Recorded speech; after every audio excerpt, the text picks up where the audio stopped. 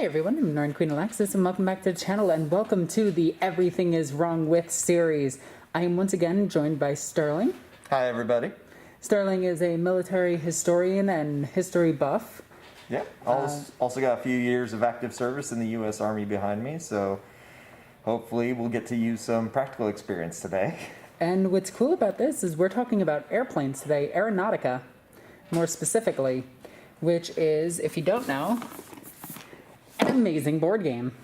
It's actually a lot of fun. I'm really enjoying this game.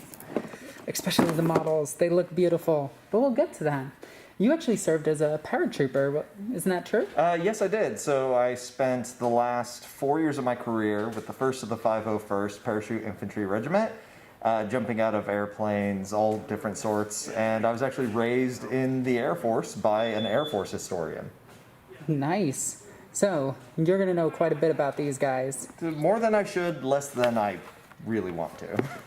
So, we are going to take a look at the aircrafts today. And, well, there they are. So, there is some confusion with the aircrafts that we want to address first and foremost. And that's the fact that these aircrafts, some of them, mostly being the Arvis Lighter, and the Valkyrie Vendetta, and what's the other one? Not the Vulture. Oh yeah, the Vulture has a different engine. Vulture's a different engine setup. The carriers and and the variants of this, aside from the Vulture, are all able to somehow break orbit when they have a wind turbine engine. Yeah, it's a cool lore thing to say that you can deploy your troops from space, but getting them back up out of the atmosphere becomes a whole different thing. Like the standard jet airliner flies at about 14 kilometers above the ground. The low end of where orbits start is around 160 kilometers, so over 10 times higher. Yep. Yeah. And in order to break orbit, for one of these to actually go from ground all the way up to space, and this counts in low orbit and just breaking the atmosphere, this craft has to be able to go 25,000 miles per hour. Yeah, thereabouts. Instead of the 2,000 and change kilometers per hour that it can do. So. Yeah. So there is some things in the lore that are going to be very confusing here, and we're going to try to address them as they come up. But right now, we're going to start with the Lightning. Yep. So, Lightning seem to be the standard intercept. What would you class this ship as? Well, we can actually just go off of what they classify it as. They classify it as an air superiority fighter. And this is where we're going to have to define a few terms before we jump into everything, just so that makes sense for all the viewers, so they can understand where I'm coming from and where the authors may be coming from. A fighter's whole job is to shoot down other planes. Doesn't matter what your secondary role is. If you are a fighter, you must be able to engage and destroy enemy aircraft. If you are a bomber, your primary purpose is to drop large ordnance. Yep, there we go. We got Marauder Bomber here today. But their job is to drop heavy munitions or ordnance onto ground targets. Those are essentially the two types of aircraft. There's a third sort of catch-all where we have attack aircraft, so something like the Avenger attack craft, which I believe is called the Avenger Strike Fighter, which we'll get into what that definition means here in a bit as well. I think they just gave it a cool name. Yeah, it is a cool name, but it kind of works for what it's supposed to do, but at the same time it kind of doesn't. So yeah, there's a lot of anachronistic and archaic ways of talking about aircraft. Like, we only started using aircraft in warfare 100 years ago. And in that time, we went from people shooting revolvers out of biplanes at each other to long-range anti-air missiles that can be fired off and honestly down planes of any type. Which we can see, the 40k equivalent is the Manticore missile launcher battery. If I can find it. There we go. Yeah, like anti-air missiles, rockets to a much lesser extent, because a rocket is dumbfired, a missile can correct its flight. A dumbfired munition isn't super useful against something that goes very fast. But you see them put on planes that are meant for attacking ground targets, and that's a whole nother classification that we'll get to when it comes up with the Avenger. But yeah, it's important to point out to people that the types of aircraft are essentially fighters and bombers, a third category for other. Everything else is their role, and the role just says, what does this thing want to do? So in this instance, when we're talking about the Lightning, they classify it as an air superiority fighter. So fighter is the type of aircraft, air superiority is the role. What air superiority is about, it's about asserting tactical dominance over an area. So an air superiority fighter not only is able to track down and hunt down enemy aircraft in the area, but it's also able to attack the support structure for those aircraft. So this thing would be doing runs on like an airfield? Yeah, runs on airfield, attacking radar stations, some anti-aircraft emplacements, things of that nature. Essentially, your air superiority fighter has to be able to handle multiple jobs, but they all revolve around controlling and dominating the airspace. We still kind of use the term air superiority fighter, but it's kind of fallen out of favor recently because in the modern military, being modular and customizable is kind of a buzzword. So we call them multi-role combatants, or like multi-role fighters, essentially. Now, please forgive me, I don't actually have a Lightning because I don't think it's released for Aeronautica yet. No, it's not. The Lightning is one of those models that never got a whole lot of love after it was initially released. Yeah, even though it has quite a good plethora of weapons and seems to be a relatively reasonable design. Yeah, and it's just one of those that I think they kind of got like a squirrely shiny object syndrome, where, oh, the Lightning, okay, it's the first one in the book, it's the first one we made, let's come out with all these other things after the fact. And the other things got the attention of it. Pretty much. Yep, that makes sense. So I did have some note cards here. So as we look through the Lightning itself, it only has one person in the crew, and that is the pilot. Quick bit of lore for the pilots. And I do apologize about the glare. I am trying to deal with it. And I think what I'm going to have to do is just lean this up on the book itself, just to try to minimize the glare. So it only has one person as the pilot. Cool thing about this, if you read the lore to some of the older books and some of the Aeronautica books, you find out that the person in it is has a connection port on the back of their head where they connect directly to the machine spirit of the vehicle itself. Just a little oddity. Can I actually get this thing so it doesn't have a glare? That would be terrific. I'll try to fix it as soon as I can. Okay, glare taken care of, and I do apologize about that. But we only have one pilot in a craft like this, and that seems standard.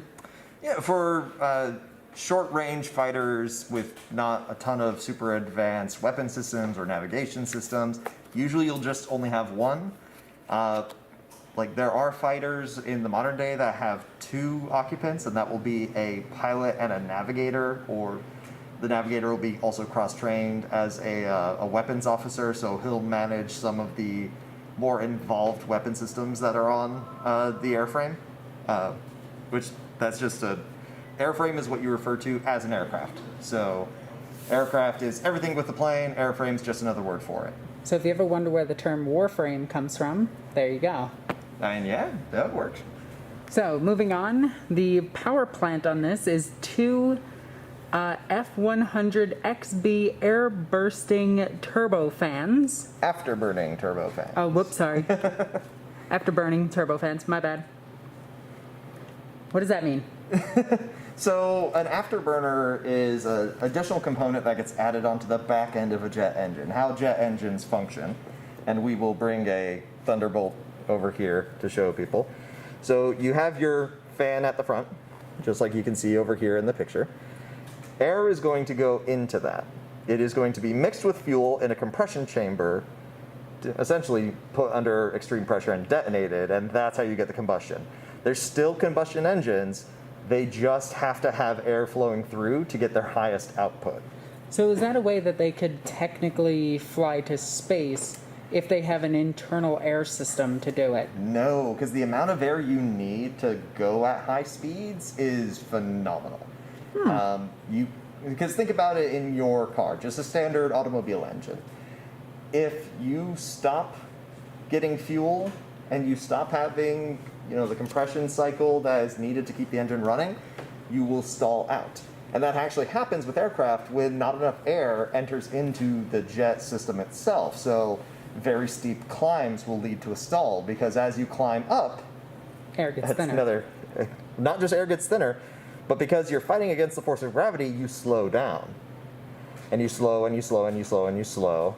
And then, depends on the aircraft, but around 160 kilometers an hour or so, or miles per hour, I may be wrong about that one, your engines will no longer be able to sustain the reaction that keeps them going. You'll lose power and you'll start to fall. And that's when you get into things like flat spins, which flat spins are very dangerous for aircraft.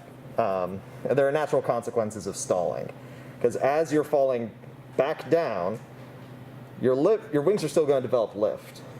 Okay. But you no longer have the forward momentum from your engines. So the second that any extra air catches on one of your other surfaces, control surfaces, or also known as ailerons, you'll begin to spin.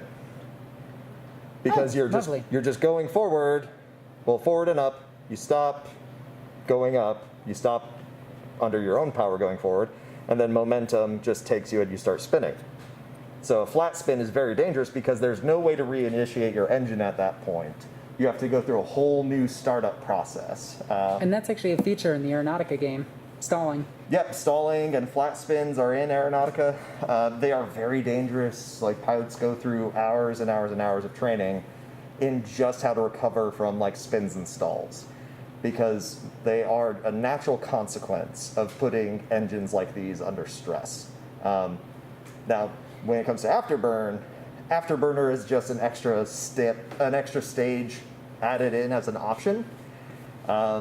Anyone who's watched something like Top Gun, for example, has seen the afterburner's kicked on and you see this big flare coming out of the back of the engine. It's just generating extra thrust by putting more fuel into the cycles and putting a whole nother stage in the process and generating more power. It puts a lot more stress on engines. So you cannot use afterburners indefinitely. If you could use them indefinitely, we wouldn't have afterburning engines. We would just have engines, because they would be far superior. Yeah, that makes sense. But these engines are under a lot of heat. They're under a lot of physical strain, because you put them under G's every time you turn. So an aircraft, an individual part of an aircraft, has to be very light and very sturdy. Because the second you start spinning or you start taking high G turns, the weight of that piece is going to just multiply almost exponentially. And weight leads to stress, which leads to fractures, which leads to one piece deciding it doesn't want to play with everyone else anymore and ruining the aircraft. Usually the human will black out long before that point happens, but there have been documented cases of aircraft just breaking apart from the sheer stress that their maneuvers are putting them under. And that's when the majority of training casualties happen. It's not because the pilot is crashing, it's because the pilot has blacked out. So is that a reason that they might connect him to a machine spirit so the machine can take over? Yeah, so the machine could take over, or just so that there's that extra level of control. The most recent wave of jet fighter craft that you see coming out of first world nations, they have essentially augmented reality helmets that you put on, so you can see not only just your instruments, but you can see all the different control surfaces on the aircraft, you can see what the radar's picking up, and anytime that you can instinctively do an activity, you are faster than somebody who can't. So it's an extra matter of just reflexes as well. So in this case, plugging yourself into the machine would be the fastest way of reacting. Yeah. Because if you can think it and the machine does it, that's much faster than you thinking it, your arm manipulating the surface, the surface being connected to some sort of digital or analog system, which then manipulates the aircraft. If you can cut out one step of that, you're automatically faster. Well, there you go. So, moving on from that, this thing is 10 tons empty. Now, we know that this craft can actually carry 2 bombs, air superiority fighter after all. Yep. It can carry 2 las guns on the end, las cannons on the end of its wings, and 1 cannon, which is a wing-mounted las cannon, a long-barreled autocannon. Yep, ventral-mounted long-barreled autocannon. Ventral, dorsal, they are anatomical terms. You So see dorsal them. top, ventral bottom. Yep, dorsal is the back, ventral is the belly. We use those for animals more than we do for people. For people, we do anterior and posterior. But vehicles, we classify and treat them as animals for some reason. That is... It's just a weird oddity of language that we've never really outgrown. But having a ventrally mounted cannon is excessively common because of where the pilot is. Yep. If your weapons are, and we'll use our good old friend the Thunderbolt here, if your weapons are on the far end and you're shooting at something, and that thing is, say, the Marauder bomber, and this is like a kilometer away, pretty close, but if you're firing some sort of munition from here to there, if it's lined up right in front of you, you naturally line up, aim, and fire at where the object is going to be. If your weapons are all the way out on the ends of the wings, you actually have to sight them so that they will intersect at a certain distance, and that's your engagement zone. So if you're getting ready to do a bunch of missions where you are attacking like big enemy bombers, you may want to have it set to where those are being lined up to engage a little further away. So these guns would be, and Just- again, we don't have a lightning. Yeah, they would just be very slightly angled. And they would just go the whole way out and then intersect at a space. That's And you predetermined. can actually see that on the wing itself, because the wing does curve out like this. Mm-hmm. So it sits like this. So it would be the las cannons for the long range shots, and then the second they get close, they'd hit them with the autocannon. Yeah, for all the reasons we've talked about before, where, gravity doesn't stop light like Yep. nearly as much as it stops a big old bullet. So las cannons, because they're instantaneous and long range. Well, not instantaneous. They move at the speed of light. If I'm firing at something and I have to take the speed of light into effect, It's instantaneous. it's instantaneous. for the purposes of trying to do that. If I am shooting at something where the light is measurably going to take time, that thing is like in a whole different realm of my influence. And as like a humble former soldier and ground pounder, that's not something I would ever deal with. So, las cannon on an aircraft, yay or nay? Yay-ish. Only because we've seen that they have a huge amount of power required to fire them. And in a tank, if you run out of power, it's no big deal. You have support aircraft that can come and get you. Support vehicles that can come and get you. You can have the Trojan or the Atlas come recover you or drop off fuel. In this case, we have the Valkyrie dropship. Yeah. If we're talking about aircraft, the second that aircraft runs out of power It's or going runs out down. of fuel, yeah, it is going down. And that's why range is actually very important when we're talking about how useful a fighter really is. And we get a rough estimate of the range, but the range for an aircraft is not its maximum distance it can go. It is how far out it can go, do a mission for a limited amount of time, and then return. That's what the effective operational range is. So we're just going to say that's the range. Yeah, for 8,000 kilometers. So if it was leaving from this airbase and going to an airbase on another region, then it's got 16,000 kilometers of travel time. Because we can assume that las cannons draw power from the aircraft itself, that there's no spare battery pack that they just lock in. Then every time it fires, it's draining energy from the craft itself, which Now- is reducing your flight time. There is the possibility that it does have a secondary power system similar to that of the las cannon team. Yep, one would hope. Yeah, I would desperately hope that it does. Because yeah. otherwise, yeah, you're firing this thing twice and having to land. Yeah, and you're having to Now- run your engines to recharge the generators, and it just becomes a whole sunk cost. So, cool thing about these aircrafts is these skis. Now, the skis are really, really, really stupid. I mean, you But- say that. They tell us one thing. One, most of the crafts in 40k are VTOL. And we can actually see that on pretty much all of the crafts. They have VTOL engines on just about all of them. And what does VTOL stand for, Alexis? Vertical lift and takeoff or something Oh, like that? you're so close. Vertical takeoff or landing. Yeah, see, I know my stuff.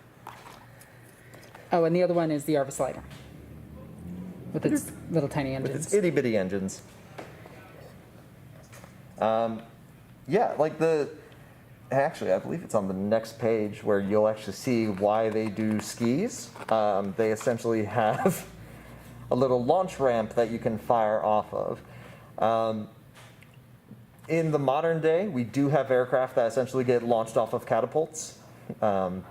We use them on aircraft carriers. Yeah, we use them on carriers because essentially what a catapult does is it lets you accelerate to a speed where you can sustain your flight in a shorter amount of distance. And here you can actually see the curvature of the las cannons. Yep, you see they're slightly angled in. Because if they were pointing just straight out, You'd only be hitting wings. well, that's the whole other thing too. If they're pointing straight out and I'm dead on fighting another lightning, and one of us fires the las cannons and the other one doesn't, all I've done is hit his las cannons. That's fair. He still can engage me. And that's not something you want with aircraft. You never want your opponent to be able to take a shot at you. Now, here's something that I do want to talk about because this is 40k lore related. So the landing skis also allow them to land on ground.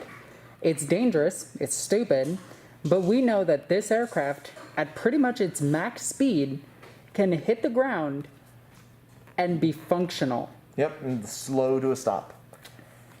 And we see this in the Deathwatch comic, we see this in the Aeronautica books themselves, and I think it's even in the Aeronautica Imperialis, the background for one of the aircrafts. It is. Despite the rules for Aeronautica Imperialis saying you must be going slowly to land, everything can land regardless of what it is. Now granted, the pilots are themselves going to try to slow down the best they can before... Yeah. And if they crash into the ground, they're dead. But if they can slow to a descent, they can actually survive with the aircraft intact. And even if the aircraft takes damage, the 40k technology is so good that they can actually repair the vehicle on the ground and take off. So here's a cool little And that's with a tech priest. Yeah, here's Not a even cool a tech little marine. military engineering thing. So a big old ski gives you a slight advantage when you are attempting to land. Now, whenever you land, you have to have like a smooth, flat surface to land on, because if one rock or divot catches on your landing strut, you could potentially wreck your craft right there, and you're already on the ground. Ejection seats only work at certain altitudes; they do not Yep. work from ground level. Oh, and just to be clear, every single aircraft in 40k has ejection seats. It's an option in the old rules. Yep. And those are real cool, and we'll talk about those in a minute. But so a ski, like, why would I use a ski and not a wheel? Well, so wheels have to be raised and lowered.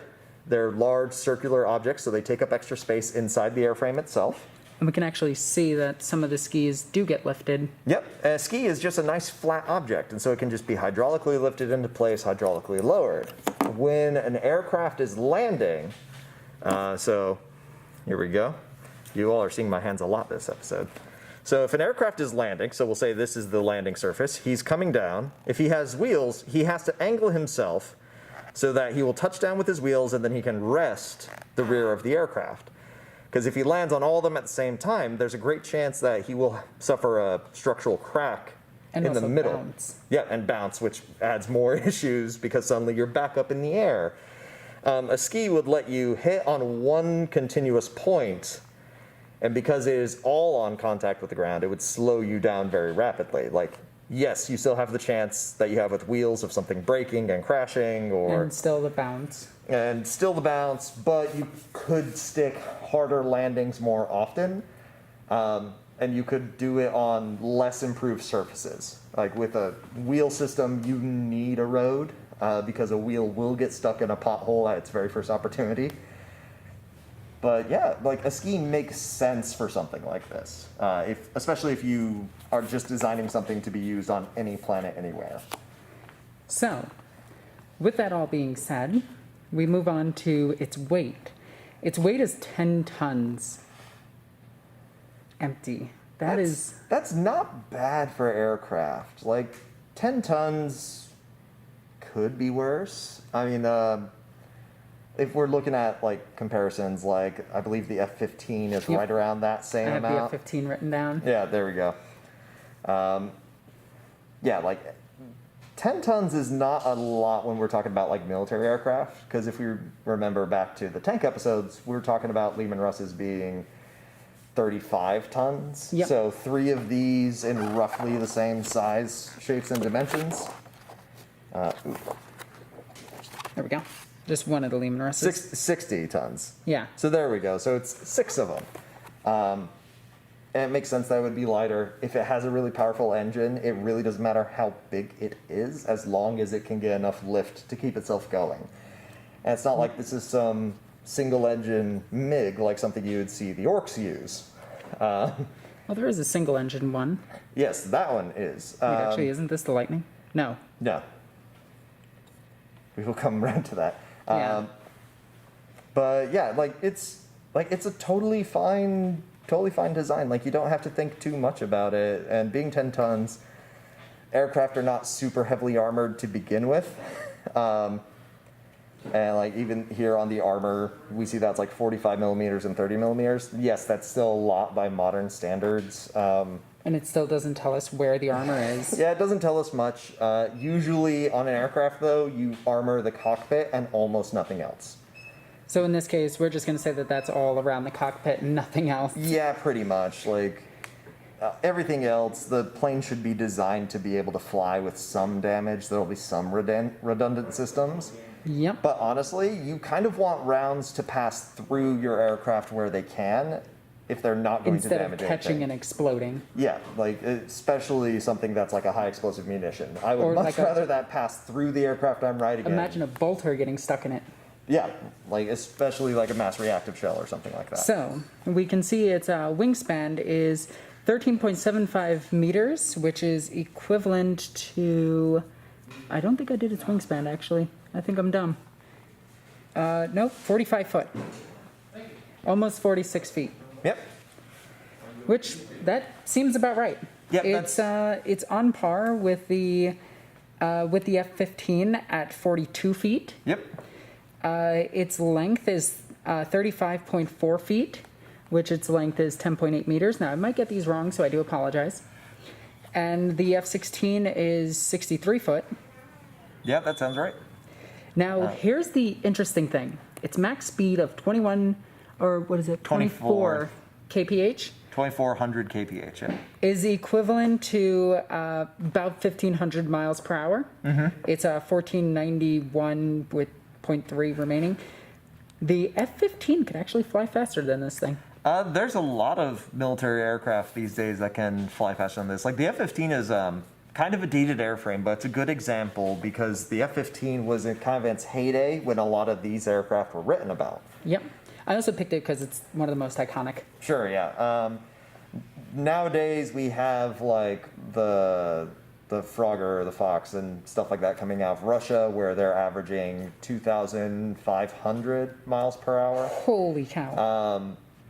Like it's not, 25,000 miles per hour or something like that. But like aircraft have just gotten faster, and they will probably continue to get faster as technology develops. But again, STLs, because of how the Adeptus Mechanicus acquires its technology, it doesn't differentiate between good and bad tech. Yeah, that's why they run around with muskets. Yeah, it's just, this is tech. So it must be good. It must be good.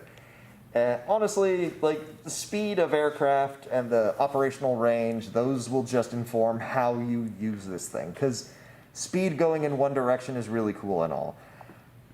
But how fast can it turn? Because if it's supposed to be a dogfighter, then it needs to be able to turn faster than anything else it could come up against. Yeah. If it's an interceptor, which would be a fighter that is just built around intercepting bombers on their way to their targets, then it just needs to go very fast in one direction and not turn very often. So that's another, like, details we don't have that we could pick on, but because we don't have them, we just have to assume that it has basic functionality. So this thing has an operation, whatever, over here of 3,600 meters. Yeah, operational ceiling. So 36,000 meters with jet engines. So that means that it can actually conduct operations at 36,000 meters above ground level, AGL. Beyond that, it loses its operational capacity. So that tells you that that's where the jet engines cut off. That's where the atmosphere, and I imagine that this is all just based on Earth. Yeah, we are basing everything on Earth regardless. Because it would change planet to planet because of gravity, the actual dimensions of the planet itself, how thick or thin the atmosphere is, and even what the atmosphere is comprised of would all change how this thing acts. And what the most prominent chemical is in the air could even be a factor. Yeah, I mean, here on Earth, we live in a very nitrogen-rich, oxygen-prevalent atmosphere. That is, as far as science has found, that's not very common. Oxygen and nitrogen bond to a lot of things. They accelerate decay of a lot of things. So a lightning, yeah, you'll see it on Earth-like planets.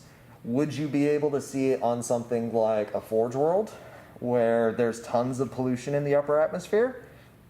Maybe? Probably not, though, in all honesty. Jets really do need fairly clean air to run efficiently. That could be why they use the Archaeocopter. Yeah. I mean, that could be a whole, like, thing on its own at that point. Yeah. So see, dumb aircrafts make sense sometimes. Did we just solve why they have the buggy? I think so. So, that being said, looking at this aircraft... The Lightning is fine. I don't know if I'd call it an air superiority fighter. Just because of how it's designed. And we know it can carry a complement of Hellstrike missiles.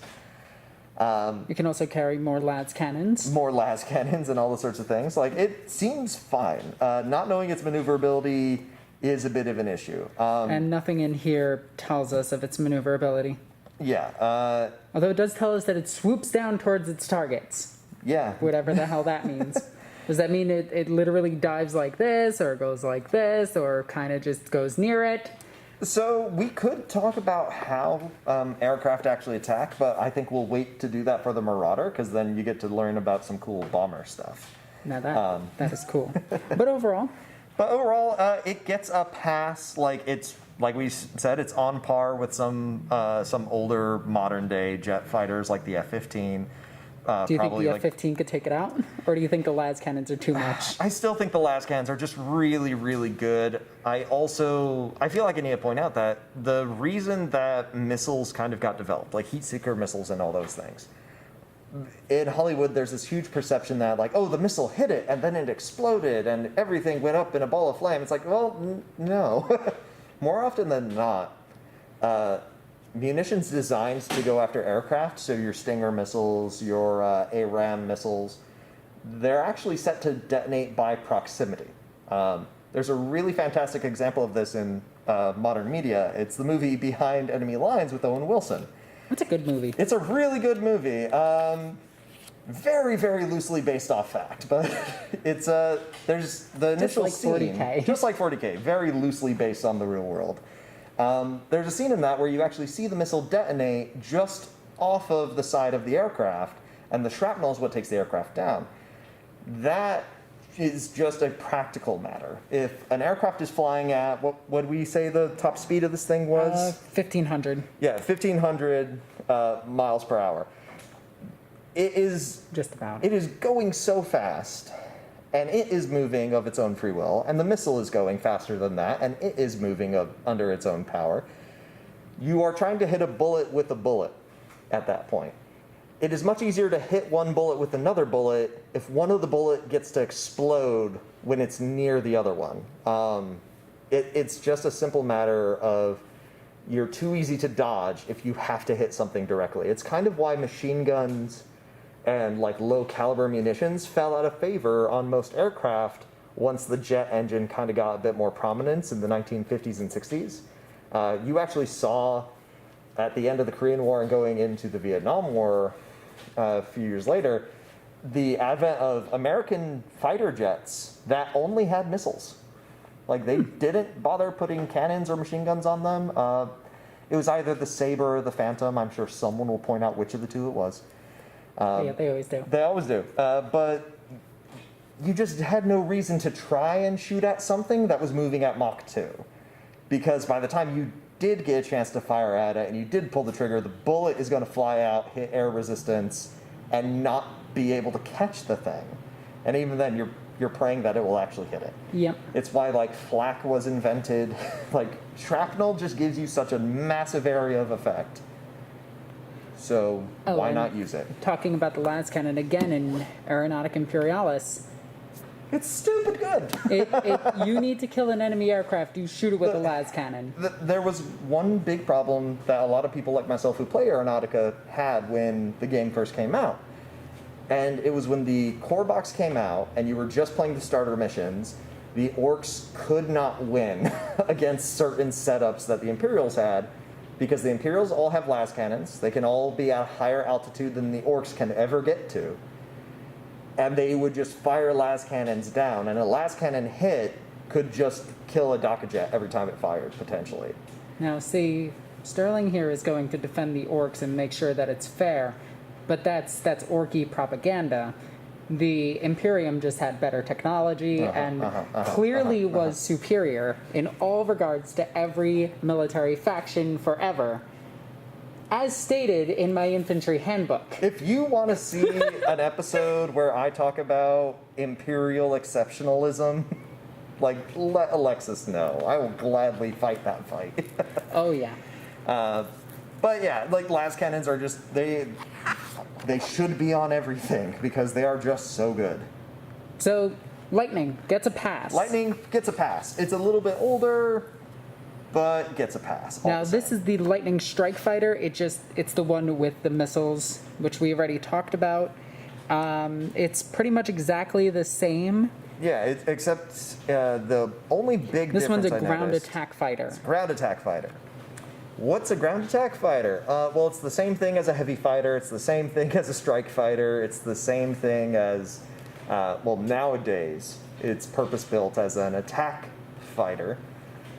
It pretty much just means that its primary job is to show up, provide close air support, CAS or CAS, on a target and get right out. And that would be a whole coordination. It's not something where these planes just fly out, they look for something to bomb, they bomb it, and then they leave.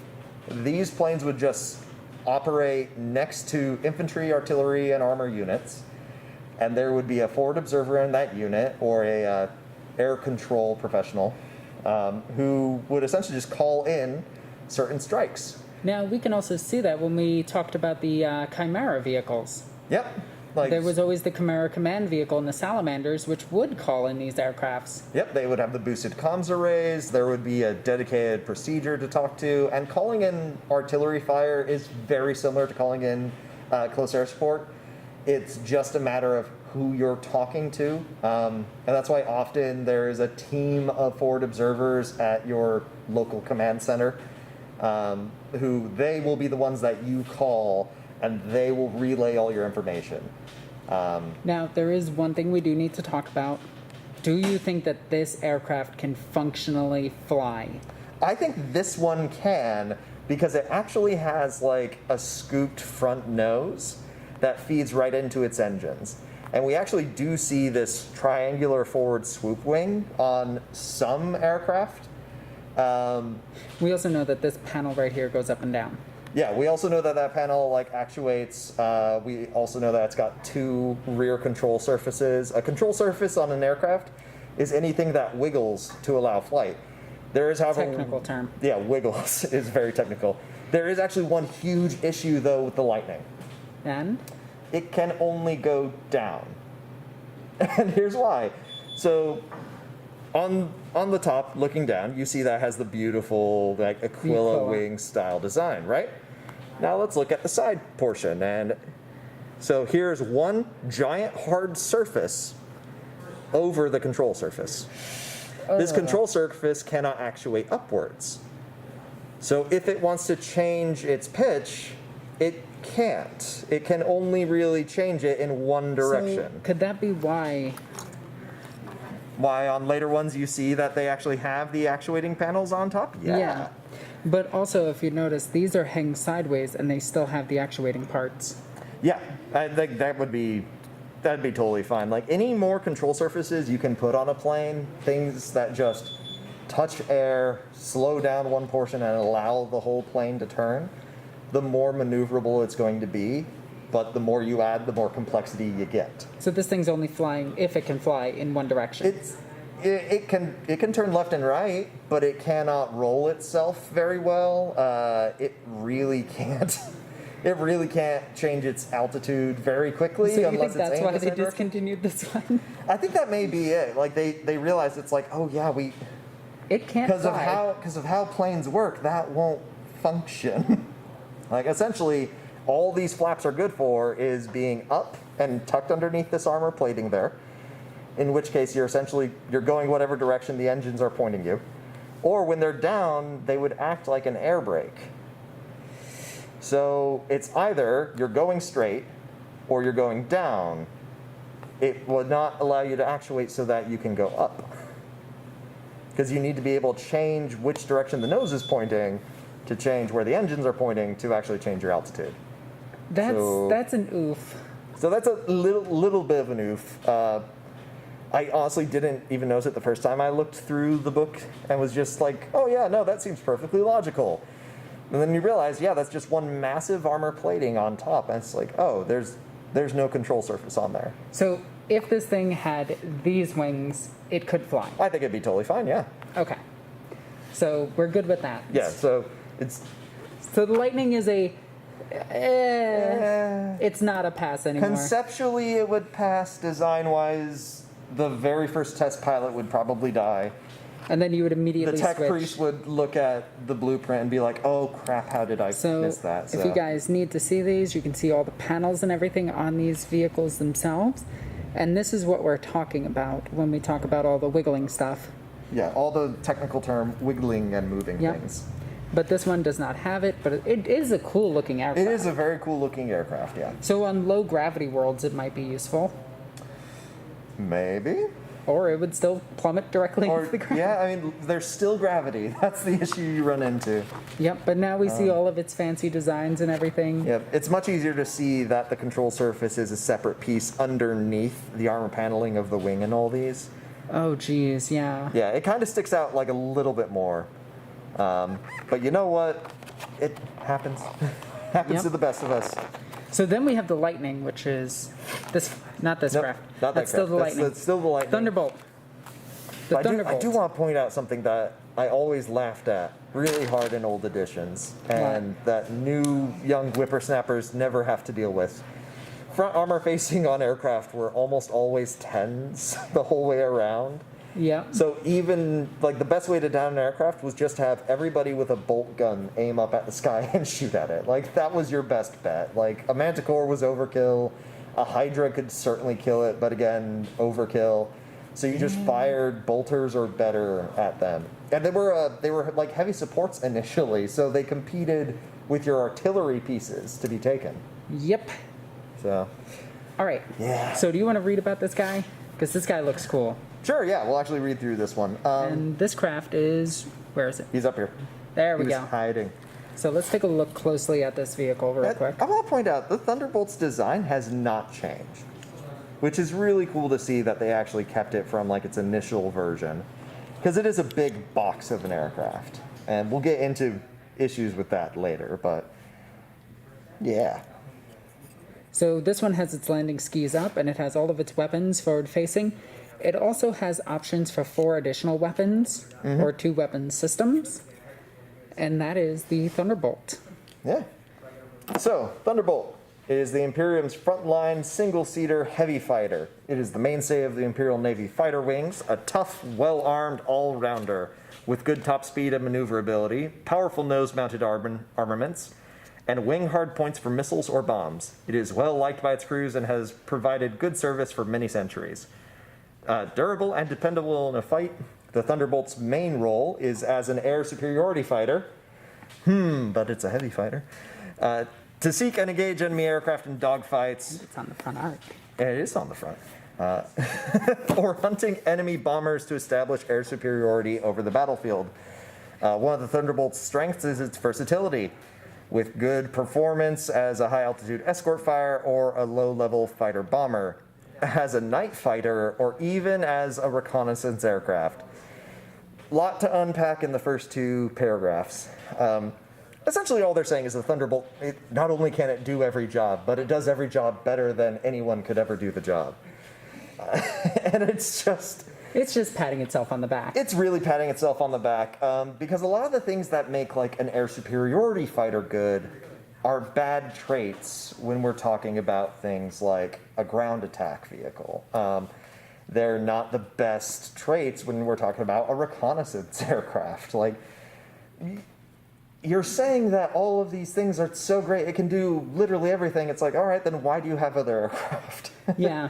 And it's the curse in the military of if you're a jack of all trades, you really are a master of none. Even in the Special Forces community, individual soldiers may be exceptional generalists. They train you very well very early on to be good at everything. But you learn to be exemplary in one certain task or one certain field, to the point where certain teams of Special Forces operators in the U.S. Army will specialize in high-altitude, low-opening jumps. There's scuba-specific teams. Like, can everybody do those jobs? Yeah. But there are certain people who just stand out well and beyond their field. This is the ultramarine of aircrafts. Yeah, this is the, like, yeah, it's great. Okay, why is it great? It just is. Okay. But yeah, like air superiority fighter, we already talked about that kind of role. Heavy fighter is a term that really went out of fashion when like the Air Force actually became its own thing here in America, which would be 1945. Strictly 46. remember, we're talking about America. We're talking about America. America. Though like heavy fighter still isn't something you see in a lot of other NATO countries, because the concept of a heavy fighter was essentially you had this bruiser of a fighter that could fly into a dogfight, take a few hits, dish out some damage, and be able to fly back. And if it could carry extra munitions, all the better. And then everyone kind of realized that that was not really a system that worked very well, because you could just get a very small, very fast fighter, throw the biggest guns you could on it, and they would tear these slower heavy fighters to shreds. And we're actually going to see that in a few seconds. Yeah, we will. Yeah, night fighter. There's no such thing as a night fighter. It's I think they just wanted a cool thing because it's a muscle car. Get it, Knight Rider. Yeah, it's 80s nostalgia. There is an aneurysm-inducing moment in a movie. I'm gonna blank the name on it, and I'm sorry about that, but when I describe it, someone will point it out.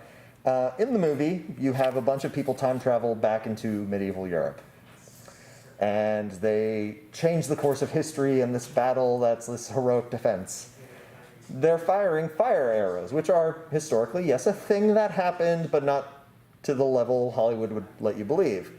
But then one person shouts, "Night arrows!"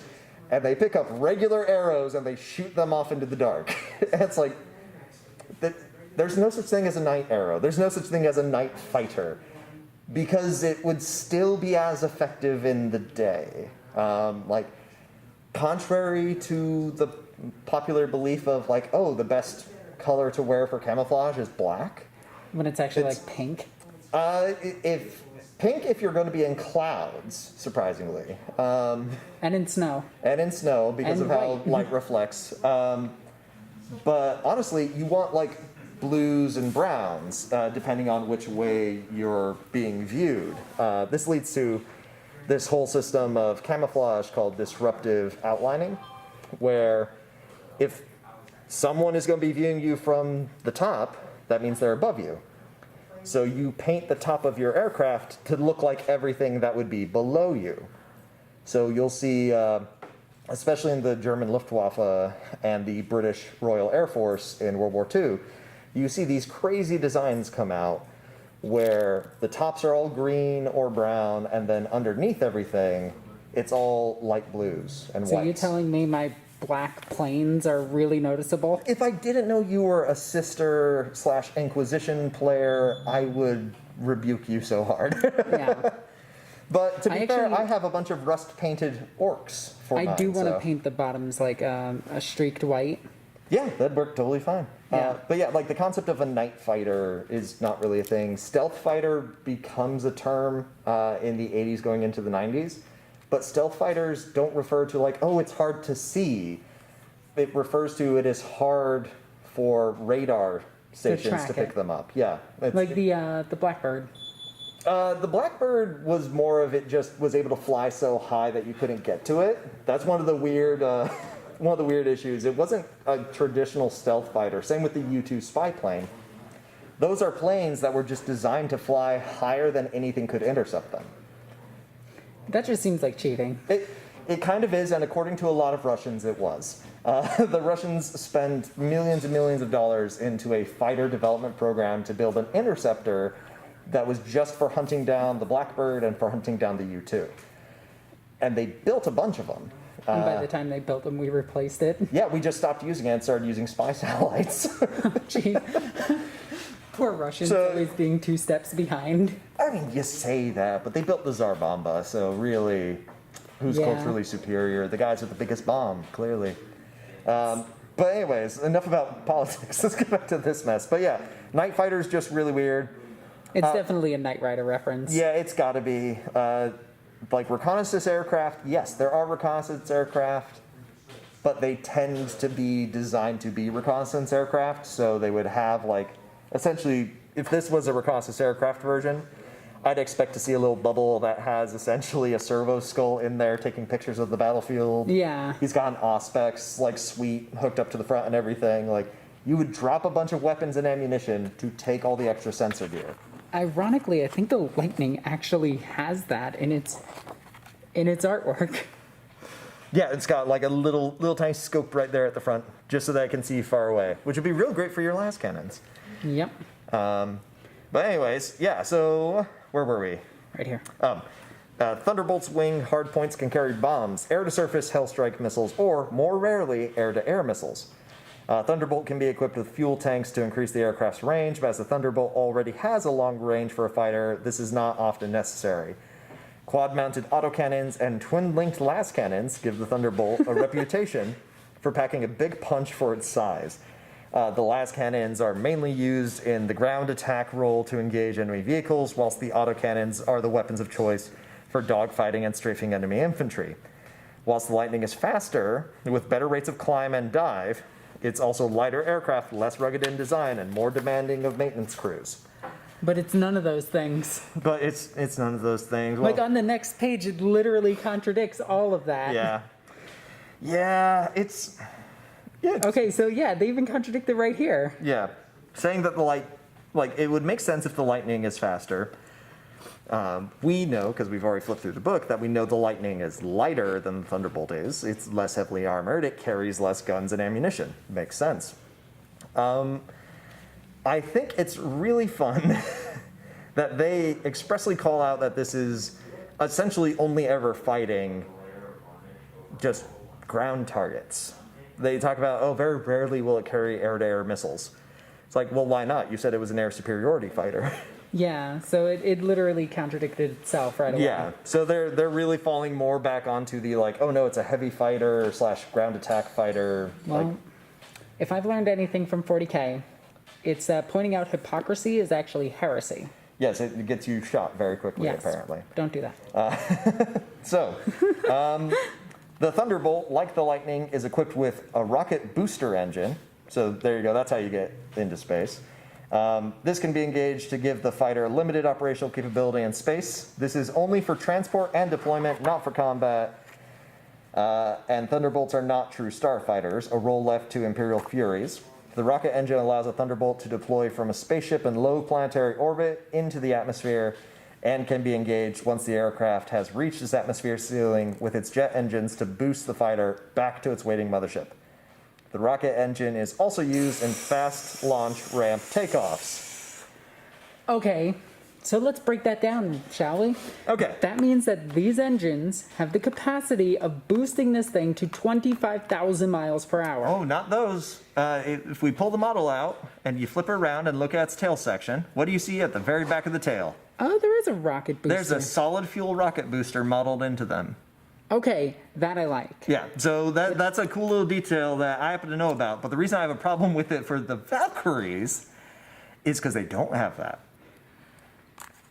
The Valkyrie and the Aquila Lander, both ones that are supposed to be void capable, just have their normal jet propulsion engines. God, GW, seriously. Consistency. There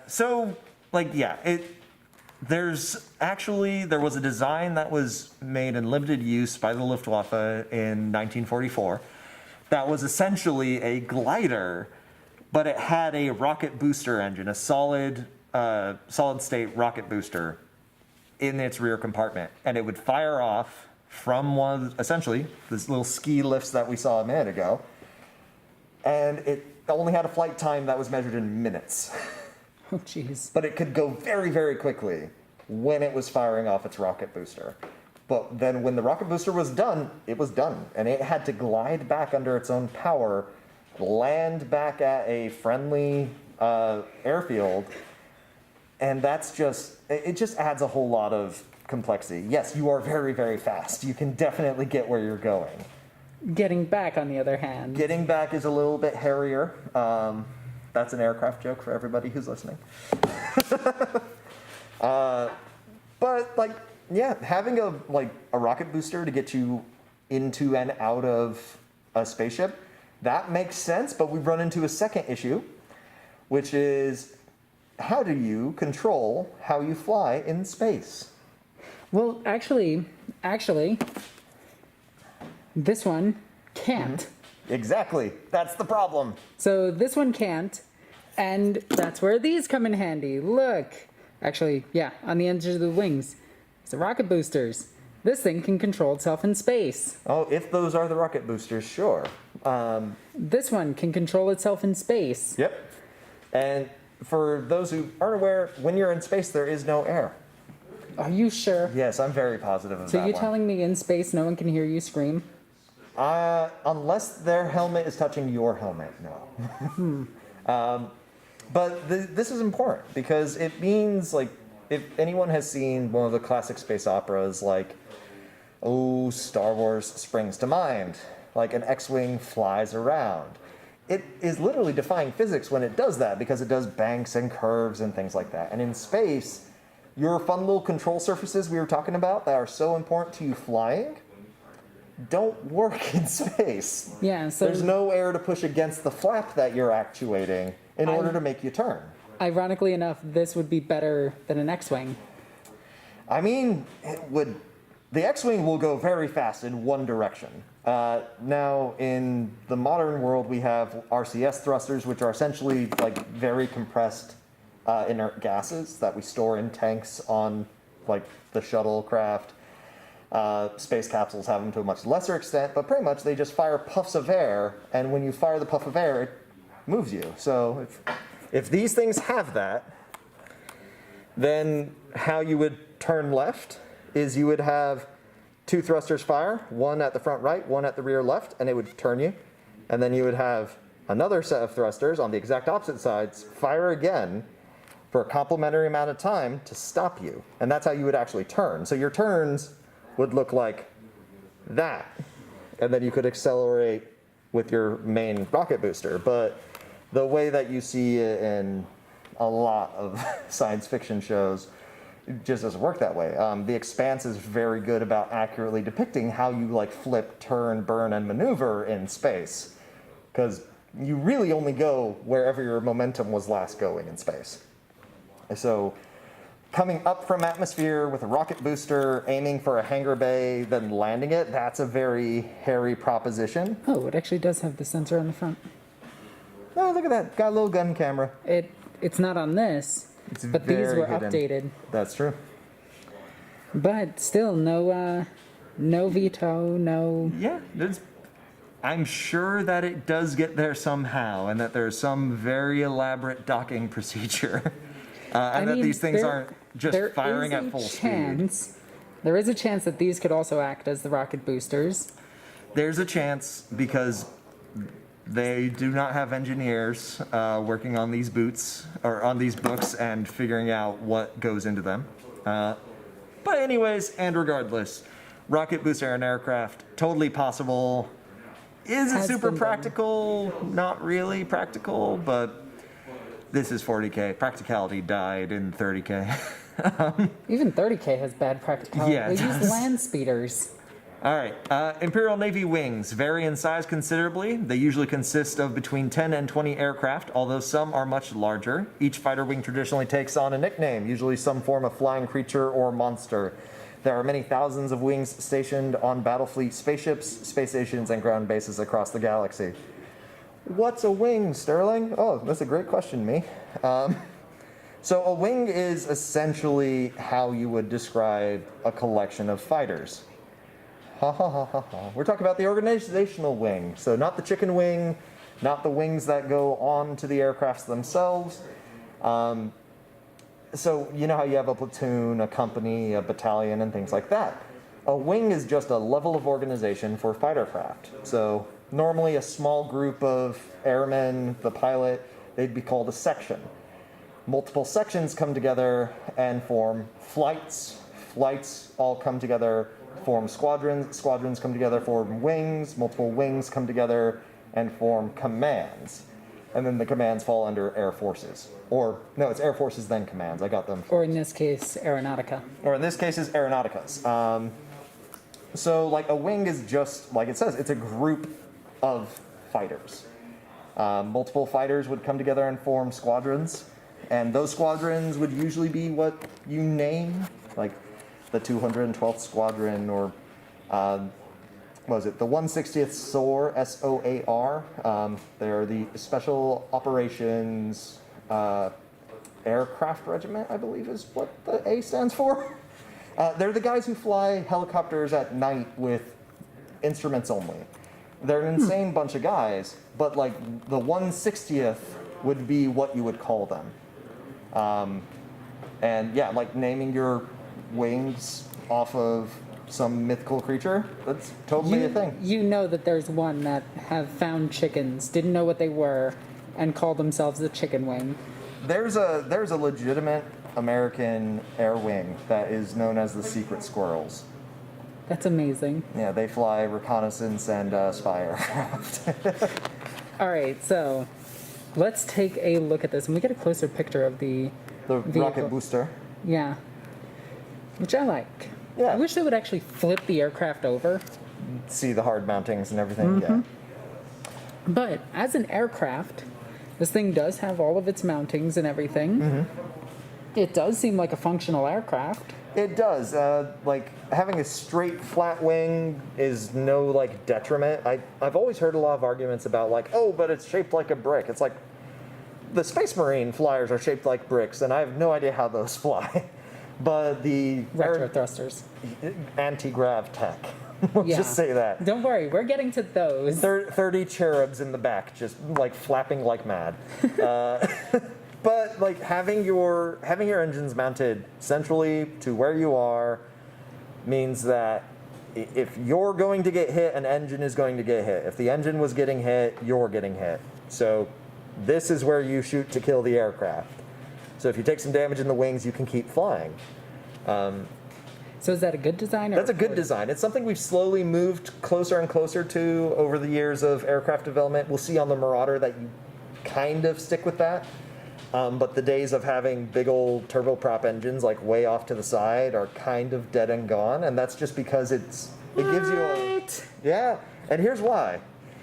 If I fire on a Thunderbolt, right, and I hit it here, I hit it like just to the right, just to the port of where its cockpit and engine compartment is and everything, it loses a wing, but there is a chance that it could still survive.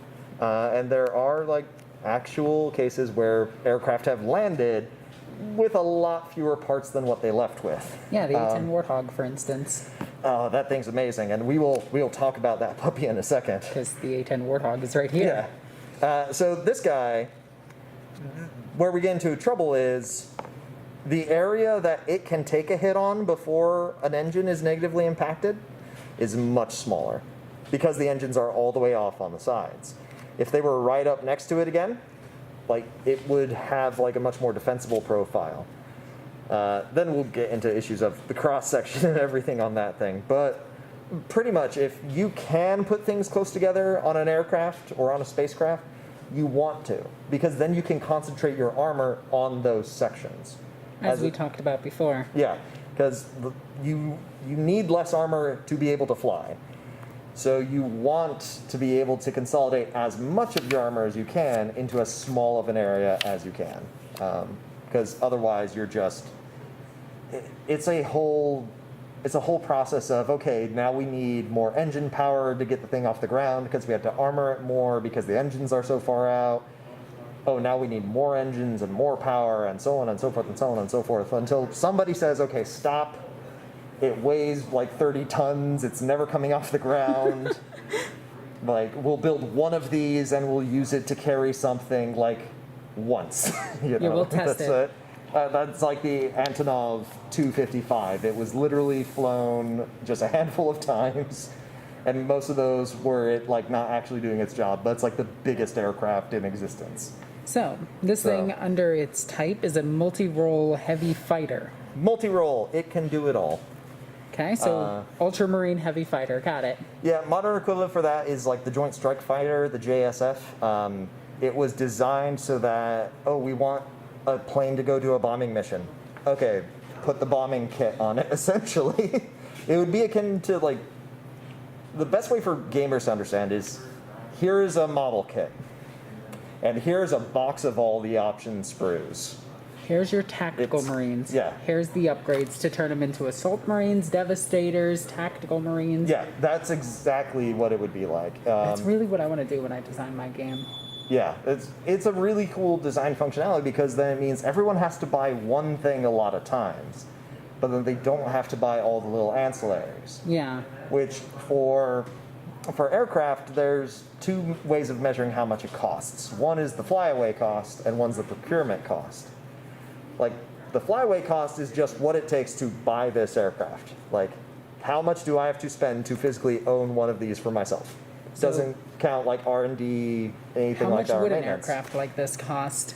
I mean, right now, like we look at aircraft and they cost millions of dollars per aircraft, and that would be the procurement cost. That's just the like, here's how much it costs to buy this, to buy the equipment, to pay the staff who are going to work on it over the course of its lifetime, and that's not even taking into consideration like it landed, we had to replace an engine because that's not like a routine one of its maintenance skis thing. broke off. Yeah, it's the cost of training the pilot. Like, there's a lot that goes into every single aircraft. Yeah, I mean, each of these aircraft would have a crew of men dedicated to its maintenance. There would be an officer who flies it, and there would be an officer above him who essentially would run around and check 5 different aircraft to make sure the maintenance is being done on them. Oh, jeez. So, for one aircraft, we're at already a very large bureaucratic logistic structure that has to work in order to make it, like, the aircraft function. So reducing its maintenance cost by being like so simple and so heavily armored, yeah, that would be a huge bonus. Now, granted, like, is it worth the offset of now you have this big old thing that you have to worry about? I don't know. Maybe. I'm not working on it. Depends on how much damage it can deal to the enemies. Yeah, it depends, and yeah, there's just a lot of those unknowns because we are like talking about a sci-fi universe as compared to the real world, where I don't know the cost of an autocannon round in Warhammer 40,000. Yeah. I know that they're not cheap here on Earth, but yeah. So going through this thing, we have the single pilot, which makes sense. Although an aircraft this big, you would think would have 2 pilots. So it's not usually about the size of the aircraft is what determines who gets to be in the aircraft. It's all about how far the aircraft has to go and how sophisticated is the technology on the aircraft. Okay. So the Thunderbolt has operational range of 12,000 kilometers in atmosphere.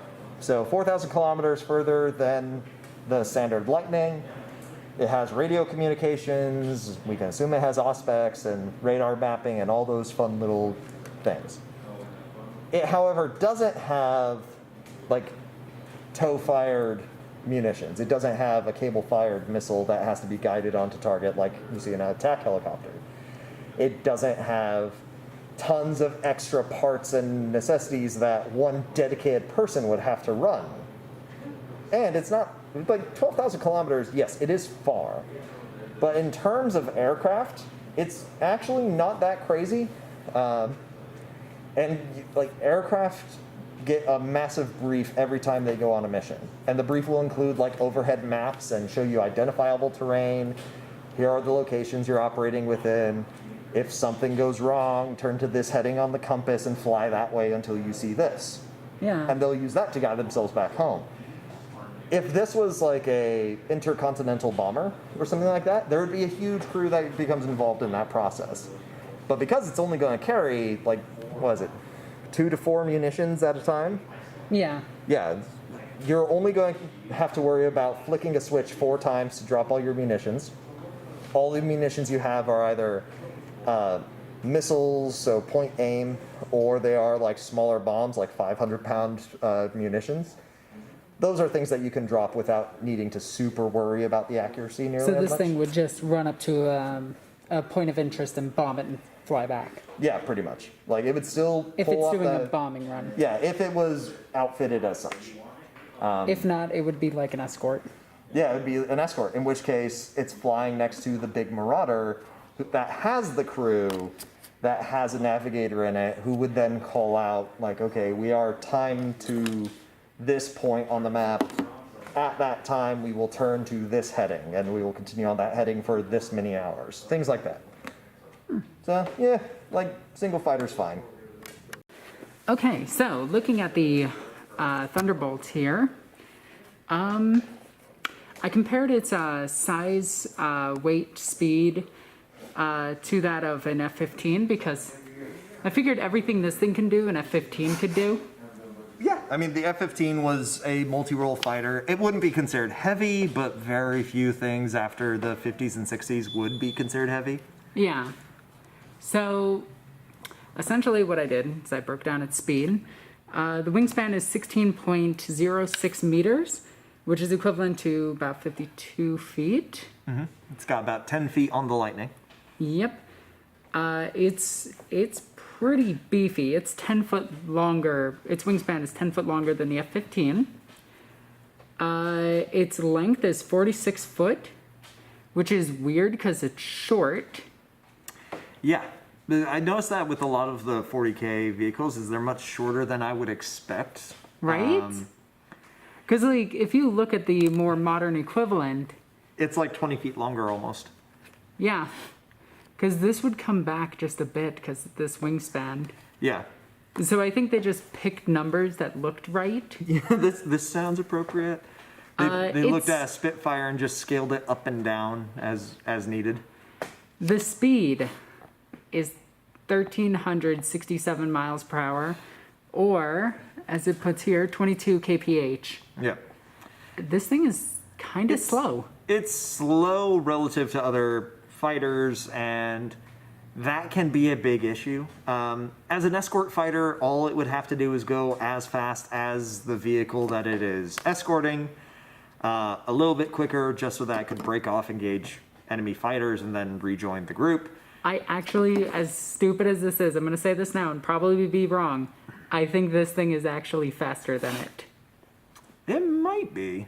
I mean, we'll see. Big old bombers tend to have a lot of thrust behind them, but they're very rarely straight up faster than an escort. But again, this is it's supposed to be more maneuverable than the Lightning. And it's not. But yeah, Well, actually it is because it can fly. It is because it can actually fly. It actually has a control surface that can actuate properly. Yeah, I don't know. It's one of those things where I really wish there was a metric to define how maneuverable something was, because if you're slow, you can make tighter turns than something that is faster than you, but is the same sort of like capacity to be maneuverable.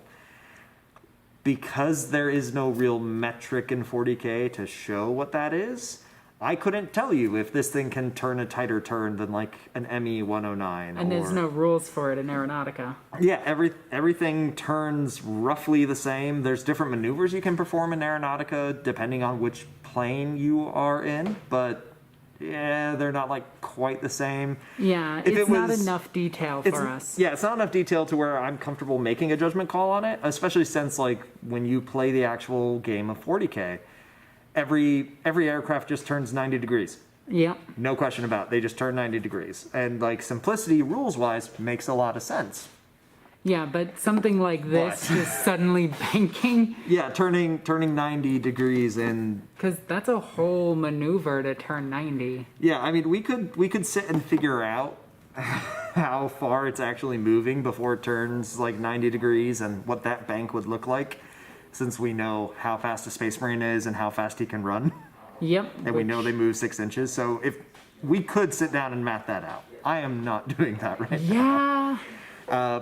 But yeah, like maneuverability is one of those metrics that's in a lot of games there is no good way to show how maneuverable something is. The closest we get in 40k is the vector dancer rule that some Eldar craft had, where they can turn twice instead of just turning once. Yep. So they would be more maneuverable. Yeah. But so everything else is as maneuverable. So like a Thunderhawk is as maneuverable as a Thunderbolt, which is as maneuverable as a Valkyrie, which is as maneuverable as a swooping Hive Tyrant. Like it's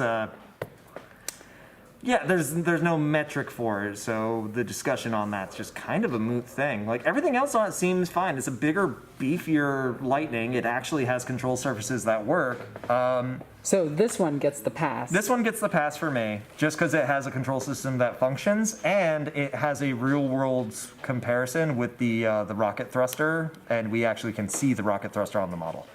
So if the Valkyrie just had a third slot for the rocket thruster. Yeah, just something simple. Just something real easy. Same with that one. Yeah, and the Arva slider. Like, I think they could do much better. So on these, we can actually see that the underbelly is painted a different color. Yeah, classic military aircraft versions of these, like this gray one, just being flat gray. Get it, T2. It's a Terminator. It's an 80s reference. Get it? Actually, that's what, 90s? T2? That'd be, I think that's 90s. Yeah, that's 90s. We'll find out if we're wrong. But being like a flat gray, this would probably be like a carrier fighter, so it works over an urbanized area, or it's a space fighter. The blue tinges, you'd put these near ones that operate near oceans, and actually I believe it even calls it out. The red with the white skies, like that could straight up be because like there is a like heavily rust-filled soil on the planet, so you would need it to be red. What about this one? Woodlands. Okay, so they actually do make sense then. Yeah, they make a ton of sense, and it's one of those like small little details that if you're painting up aircraft, like military enthusiasts are going to notice when you do stuff like that, and if you don't do stuff like that, it's fine. They can still look cool. Sterling is giving me a look. And I'm all sass right now. And again, 10 armor. So all of that armor. Yeah, all super heavily armored with armor 10. Yeah. It was a weird time. Yeah, it really was. But they were also you hit them on 6s. Yeah, you could hit them on 6s unless you had an anti-aircraft rule, in which case you hit them on your normal ballistic skill. Which still made no sense. Which still was just weird. And you actually just threw lots of random shots at it and glanced it to death. Yep. Nothing like shaking the pilot so he can't turn and he flies off the battlefield to never return. Yep. Man, 9th edition is so much nicer. I was wrong about this thing. It can only fly at 1200. Yeah, see, there you go. All right, so do you want to read this thing about the Marauder Bomber, which has one of the coolest names ever? And it shares a name with an actual bomber. Really? There actually was a bomber that was known as the Marauder. It was used in the African and Italian campaigns in World War II by the U.S. Air Force. They were known as flying coffins because they had such a terrible rate of returning with all their crews intact. Oh, jeez. Yeah. All right, so Marauder Bomber. Remember, bomber means that its primary goal is it is attacking ground targets by using big ol' munitions. And you can see that on this craft itself, as it has a bomb bay right here, and it has several bombs on it. Yep, and it's not weird to have extra bombs on wings. I have had discussions with people who take some of the classes where they ask, like, but why would you put bombs on the outside? It's well, it's easy. Because you want more bombs, and if you're putting bombs inside of the vehicle, there's a finite space that can be filled up with bombs inside. So yeah, putting bombs on wings, it's totally a thing. That's what you do on small aircraft anyways. It just makes sense to extend that to bombers. You get a lot of drag when you add stuff to the outside of the vehicle, so you're slower, you can't climb as high as everything, but a bomber isn't exactly this nimble thing to begin with. Yep. Well, no, it can turn just as good as a lightning. Why do you do this to me? Why? Because I love seeing that eyebrow raise at me. All right, like all aircraft, the Marauder comes under the command of the Imperial Navy, not the Imperial Guard. They are often based on orbiting spacecraft and can operate in the vacuum of space. What? Yep, you send them off in Battlefleet Gothic enemy ships. Okay. Yeah. In prolonged campaigns, naval air bases will be established on the ground. Due to the Marauders' long range, they can be far from the front line, safely away from enemy attacks. Better still, on another continent. Yeah, if you're a bomber, you don't want to be where people can get to you easily. Bombers are slow because they are big. They take a lot of time and energy to get to speed and get to altitude. Now let me explain how I would use this. Okay. I keep this one on planet, or better yet, just keep it in the station in space. Sure. This thing would just come down from orbit and escort it for its effective range before going back up, and then another one taking its place. So you can do that. The issues that pop up when you have escort aircraft cycling in and out of escorting one large element. When I say element, I mean just the bomber. So the bomber is the element. The element. This is also an element. So the main element would be the bomber. The bomber has to reach the target. This thing does not have the power to destroy whatever the bomber's going to go kill. So it makes sense to just have this always with it. Okay. Because any chance for complexity in a military plan, you are inviting mistakes, and mistakes lead to people dying. So say this guy takes off. He is on planet, this guy is in space. What if they get the time zones wrong? And they fail to coordinate appropriately? That's very, very, very common. That's a human thing. Humans do it all the time, and we're only on one planet, let alone coordinating between a planet, a spaceship, and different sections of the military. Because if this guy's taking off from the ground, yes, the Navy is in charge of him when he's in the air, but when he's on the ground, he's probably being overseen by guard units. They're probably the ones running the logistics for him. They're the ones calling the missions. And space is big. Citation needed. But when we're talking about space, you would have to be in a geosynchronous orbit in order for a battleship or a carrier to release a fighter wing, for them to be exactly over the bomber and then to easily meet up and join the group. On Earth, to get a geosynchronous orbit, you need to be 37,000 kilometers above sea level, and you have to be moving at 3 kilometers a second going from east to west. If any one of those numbers or directions is wrong, you're not in a geosynchronous orbit. And those are hard to maintain. So it just makes sense to keep the fighters with the bombers. Because then, all right, the bombers are going to take off now. All right, then the escorts take off with the bombers. In the real world, we have planes that actually refuel bombers and fighters in flight in order to extend I their am really operational life. surprised those aren't in 40k. Yeah, I mean, they're not shown anywhere, but we can assume that that's just something that happens. And it would quite literally just be like a Marauder with no weapons on it that just has its bomb bay replaced by a giant fuel tank. There's a really all sad. it does is just fly over and refuel them. Yeah, it would drop what's called a drogue out the back, which is essentially just a hose with a parachute at the end of it. And the Thunderbolt would have a little probe on either one of its wings or right in front of its cockpit, and it would just link up. There's a little tiny airman in the back who's watching all this happen, and he has a joystick and he's controlling it. Yeah, no, that would 100% make sense. I mean, hey, just for the sake of ease, like we have this unidentified little, I don't know if anyone online can see it, but go grab your lightning or grab your Thunderbolts and look on the left wing. You have a little defect on the control surfaces. It would have to be there for a reason. That's where I would put like a refueling section. So you would just have a little probe come out, catch the drogue chute, refuel, carry on.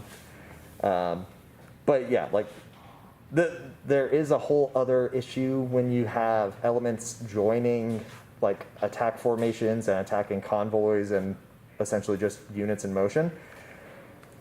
If these guys have a radio malfunction and they fly in on these bombers may just shoot down what were supposed to be their escorts. Yep.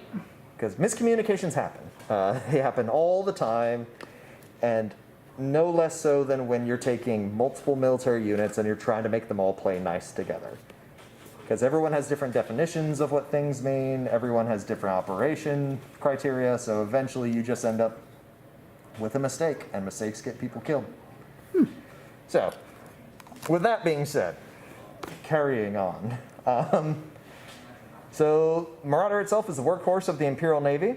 It has very long range with good speed and maximum payload for its size. Commonly, Marauders are used in one of three roles. All right, here we go. Firstly, strategic bombing role. These are long-range attacks on enemy-held cities, spaceports, industrial centers, and supply routes. In this strategic role, the squadron can operate at high altitude beyond the range of most anti-aircraft weapons, with Thunderbolt wings escorting to provide anti-fighter defense. Yep.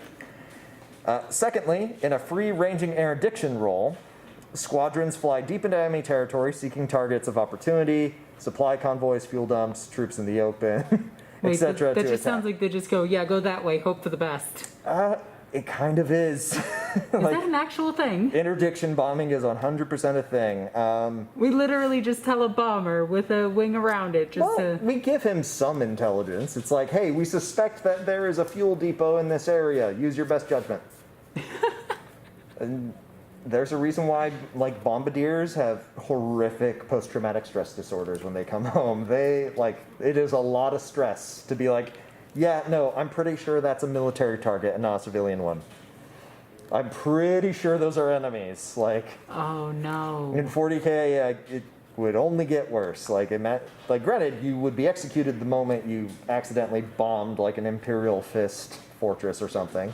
Look, in all fairness, the Imperial Fist, they were asking for it. Yeah, you'd probably get a medal actually. This one guardsman killed 1,000 Chaos Space Marines. Sir, they were Imperial Fists. No, they weren't. No, suspected of heresy. Iron Warriors, telling you right now, where they were Alpha Legion they were in time. They were in a castle. You can't trust them. But yeah, no, interdiction bombing, 100% a thing. Let's just do the third one before I start yammering. Thirdly, a dedicated ground attack close support role, flying directly in support of ground troops and engaging specific targets on the front line. These are by far the riskiest missions, being much closer to friendly forces and generally taking place at very low altitude. That seems stupid, but I guarantee we do that in the military. Close air support is 100% a thing. Big bombers dropping bigger bombs are 100% a thing. In the U.S. military right now, we don't have a true dedicated bomber that's for ground attacks. But that's because we rely very heavily on a technological advantage. So we're all about dropping the bomb that can go through your front window from a mile up. Yep. We're much less about buzzing in at, 200 feet above ground level, dropping a bunch of like 500-pound incendiary devices and then getting out before anyone knows we're there. We can do it. We choose not to.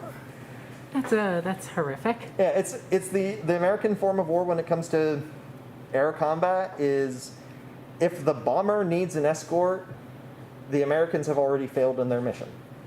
Because there should be nothing able to take off and threaten a friendly bomber in the American mindset of air warfare. Like, that's what we mean by asserting dominance over a battle space. It's not, oh yeah, we'll try and fly up and fight them. It's, no, if your pilot steps his foot out of his barracks, he gets blown up. Like, that's how Americans approach warfare. And in 40k, you can bet that there would be commanders who would ascribe to that same thing of just like, oh, look, there's aircraft on the ground, blow them up now. Because that's the easy solution. Aircraft is very easy to hit when it's on the ground. In fact, we actually see that in the Dawn of War 2 game, where they do a close support on a ground target. Yeah, there's a whole mission in Aeronautica, too, where you are supposed to go and hit fuel dumps and an airfield. And it's just phenomenally easy to do so. I like it. But yeah, so strategic bombing, strategic versus tactical. All right, sorry about that interruption. The battery died. Yep. I think I was talking about strategic versus tactical bombing. So the only real difference is the scale of the operation and the scale of the target.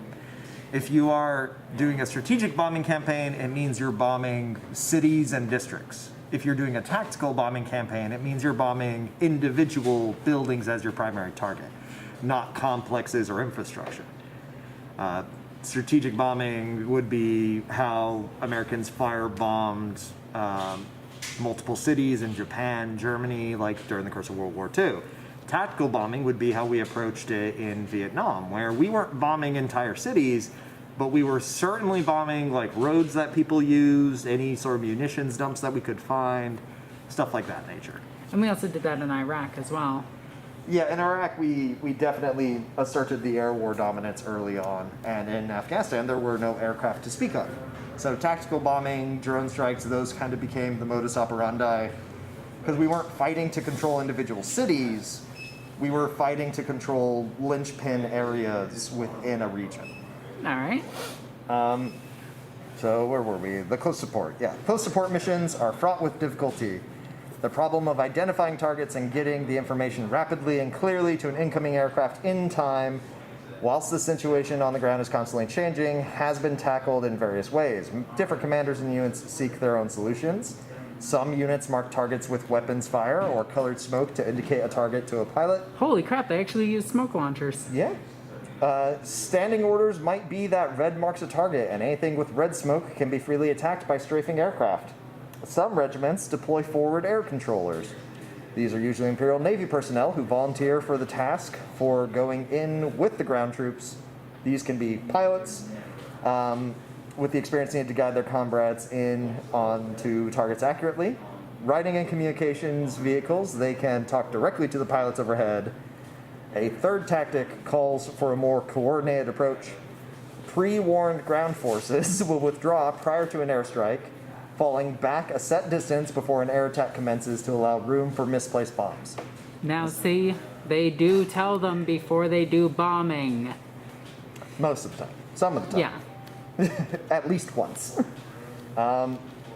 This is a risky tactic because it means disengaging from the enemy. You don't say.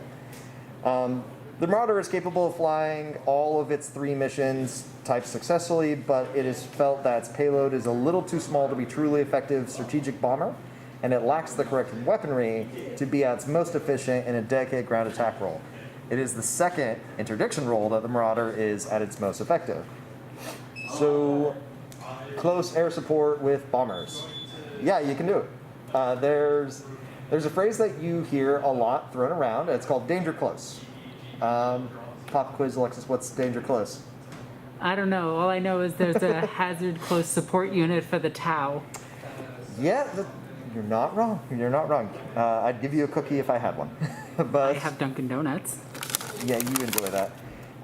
So danger close is the distance at which, if a munition is dropped on target, there is still a non-zero chance that damage can occur to friendly personnel. Oh, so firing a blaster weapon pre-8th edition. Yeah, essentially. Like it could be shrapnel, it could be a concussion blast. Like the scattering blast template is actually a very good way to think about it. When I was in the Army, the definition of danger close was 600 meters. So if anything is dropping within 2 football fields of me, There is a chance that you're getting hit. Or I'm sorry, within 6 football fields of me, right? Because, yeah, 6 football fields. I do sports. You do the sports ball. I do You know how to play Blood Bowl. I play rugby. Yeah, all football stadiums are 16 hexes across, right? Yep. But yeah, so if a bomb or a mortar is being dropped within 600 meters of me, that's considered danger close.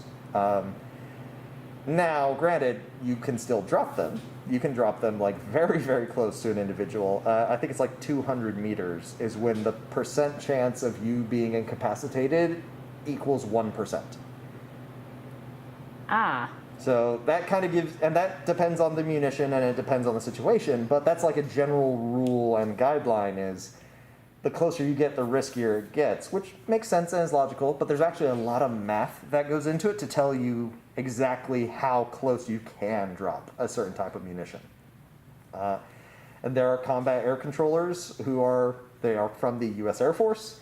They do get attached to U.S. Army units, and they will jump in to objectives with us when we were doing airfield seizures or joint entry operations. So they would be one of them would be in the command Chimera that's going out to call airstrikes, wouldn't it? Yeah, like there's usually a team of them. One will stay with the battalion commander, one will stay at the TOC, the Tactical Operations Center. That's the forward headquarters element. And then one will be attached to whatever unit needs it for its mission. So if the mission is like, okay, we're going to go like assault a trench works, but there's a pillbox on top of it and we don't have anti-tank munitions, he'll probably go with them, get to where he's going, call in the air support, they'll take out the pillbox, and then they'll continue on with their mission. I have huge respect for TACPs. They are a crazy bunch of people, and I always got very jealous of them because they're Air Force and I was Army, so they just got paid better than I did and did less work. There's a huge sibling rivalry in the military between like Air Force elements and Army elements, but that's because in America's history, the Air Force was a part of the Army until the end of World War II, when it became its own independent branch of service. And everyone loves joking about how the Air Force really is just our baby brother, but you know, they get all the fun toys because they're the second child. So, yeah. Ah, that's good. That's good. But yeah, like everything they say is like correct. Like there's no reason to not assume that you couldn't laser designate a target. I know I personally kept a magazine of incendiary tracer ammunition with me in case I needed to designate a target to either the rest of my team or to any sort of like support elements we had. So yeah, that's totally fine. And designating something with smoke is 100% something you do, if you can. So, now we get a chance to see the Marauder. Now, my Marauder has all of its fins up, so this one does not, or its skis up. It's got its skids down. All right, we do get to see the bomb bay and everything underneath. You can see the one ski right here, which is fairly large. Fairly large. The second one is all the way back here now, and there's 2 additional ones here. So it's been slightly updated since the old days. It does have its sensory equipment right here, as well as a little bit in the front. You can see that here. And you can see another camera, which is right here on the model itself. Has a for spying, I would assume? No, that's the bomber scope. Oh, okay. So, so the bombers will actually look down through this scope. So if this is set up anyway, like the B-17 or the B-52 or something like that, you have pilot, co-pilot up in the top. The bombardier or his assistant would be manning this front turret, this front little ball turret they have. When it's time, he would run back, get on his hands and knees and stare down into this sight. And the sight will show him where the bomb is going to fall, because when a bomb falls, it doesn't just instantly fall straight down. No, it goes that way. Yep, it goes on an arch. I've played enough Ravenfield to know how bombs work. And you can't really see it here, and I almost brought in my Ork Blitzer bomber because I thought we may need it, and I totally forgot. But there, if anyone has like a little bomb miniature in their house, you can look and see that they all have this stylized ring around the back end. And this is something that kind of got popularized, again, during World War II and the Cold War, and slowly became more and more and more useful. That's your stabilizing fins, essentially. So when the bomb comes out, it will go straight and then start falling, instead of tumbling the second it hits air resistance. Because once you tumble, you lose all accuracy. Yeah. So you can be predictable by having that little circle or square of metal on the back end. Now, we also have a cam back here and a cam up front. So there's 3 cameras on this. I mean, they could be cameras. They could honestly, sensors. Yeah, they could just honestly be auspexes. Especially since we know that there is glass on the front and rear ball turrets. So cameras not super necessary. It may be handy. There may be additional displays up near the front of the aircraft. Some modern aircraft do have external cameras for viewing angles that they can't normally see from within. Okay. So yeah, it's totally possible. There is one thing that I notice about the Marauder, and it's always bothered me. It doesn't have waist gunners. A waist gunner is literally just a gunner whose gun is right here on the waist of the aircraft. So like right where the tail meets the main compartment, that's where he would normally sit. But what about the dorsal gunner? Oh yeah, that's real handy. Unless I'm underneath you. And that's what the waist gunner is for. The waist gunners can cover the lateral mechanisms of approach. A dorsal gunner can only fire at something that is above him. The rear gunner can only fire at things that are behind the aircraft. And So this thing would have to tilt in order to protect its underbelly. it'd have to tilt to protect its underbelly and to protect its sides. And that's kind of where... so this is going to look real stupid, I'm sure, but this is the best way to illustrate it. So we have an enemy fighter. I should have brought one of my Doka jets. So when you're intercepting an enemy aircraft, the standard operation is that you approach from the side. You never want to approach a bomber from the head-on or from the tail. No, because it's its most armored points. It's in its this most case, armed points. Yeah. armed points. It's where the guns are. It also means that you're easier to see, because if you're coming in straight on from either direction, you are a fixed point on the horizon. So you are something that stands out and is easily identifiable from everything else around you. If you approach from the side, you are moving closer, they are moving closer. You're much harder to visually track if you're approaching from the side of something.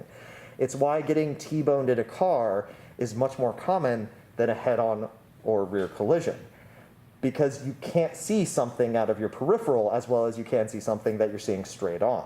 Okay.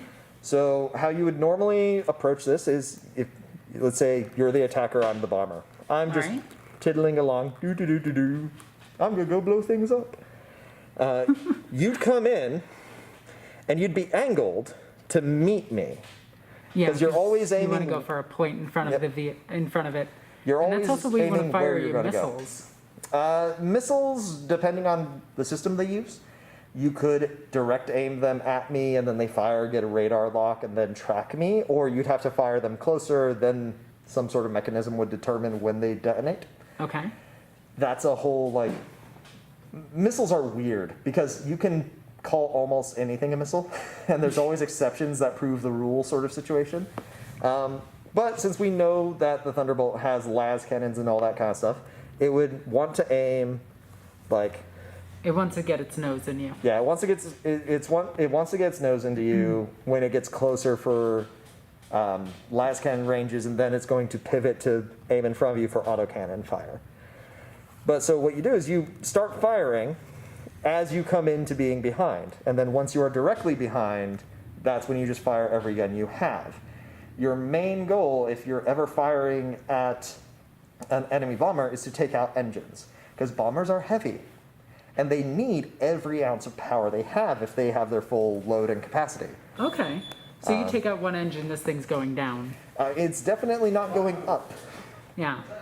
Usually a bomber, they're designed so that with 2 engines they can maintain their flight. It's going down faster than a lightning. Yeah, it's definitely not going to be able to keep itself trucking. And there are instances where you may want to just dump all of your bombs early, just so that you don't have all that extra weight and you can get lift and actually escape. All right. So moving on to this aircraft specs, if we can call them that. Yep, as close as we can get. So this thing has a pilot, a navigator, a bombardier, a nose gunner, a tail gunner, and a turret gunner. So I'm assuming that one's the dorsal gunner. Yeah, that I would assume so. So that's 1, 2, 3, 4, 5, 6 people in there? Yep, 6 individuals. And That makes sense for a bomber. Yep, it does make sense. Sometimes you would get an engineer added in who would be in charge of upkeeping like bomber systems. But more than likely, the whole crew would kind of be cross-trained. They would all know how to repair certain elements. Yeah. Which I don't think is ever addressed in the lore on who trains these guys to do the battlefield maintenance on these very holy relics. Funny thing, there is a few slight addresses to this. Mm-hmm. There's a story called Shadow Sword. And in it, they have the tech priest repairing the thing and doing his prayers and everything. Mm-hmm. And the Valhallan within it says that he should be the one doing it because he's not going to do some spiritual right to it. He's just going to fix it. Mm-hmm. So the guardsmen are actually trained to do field maintenance on all of their vehicles. Oh, there you go then. So and these would all be Navy personnel. What would you call a void shipman? A voidsman. A voidsman. There we go. I knew the term was there somewhere. Yeah. So a voidsman would probably be the one repairing these things. And yes, normal people in 40k do know their technology. Mm-hmm. And I'm mostly saying this to the audience. Don't argue with me about this. It's literally addressed in a few books. Yep. You can always assume that there are people out there who don't know what they're doing. But that exceptions do not prove the rule. Now, Mechanicus personnel do it a lot better, but it's not stopping the average person from figuring out technology. Yep. New technology is made in 40k. It's just getting it out there into the Imperium is rather difficult. That's a little harder, yeah. Because, an entire galaxy of millions of worlds. Mm-hmm. Hard to release new stuff to literally everyone. Like in the Ravnor books, for instance, they're flying around on jet bikes. Yeah. Ravnor's hover chair later on. Yep. And his power sword. Yeah. Which is a lightsaber. So this thing, Sherlock Kenobi. This thing weighs 41 tons empty, and I can only assume it's... Actually, if we could figure out its capacity inside it, we could tell you the exact weight of this thing filled, but 6,000 pounds. That's it?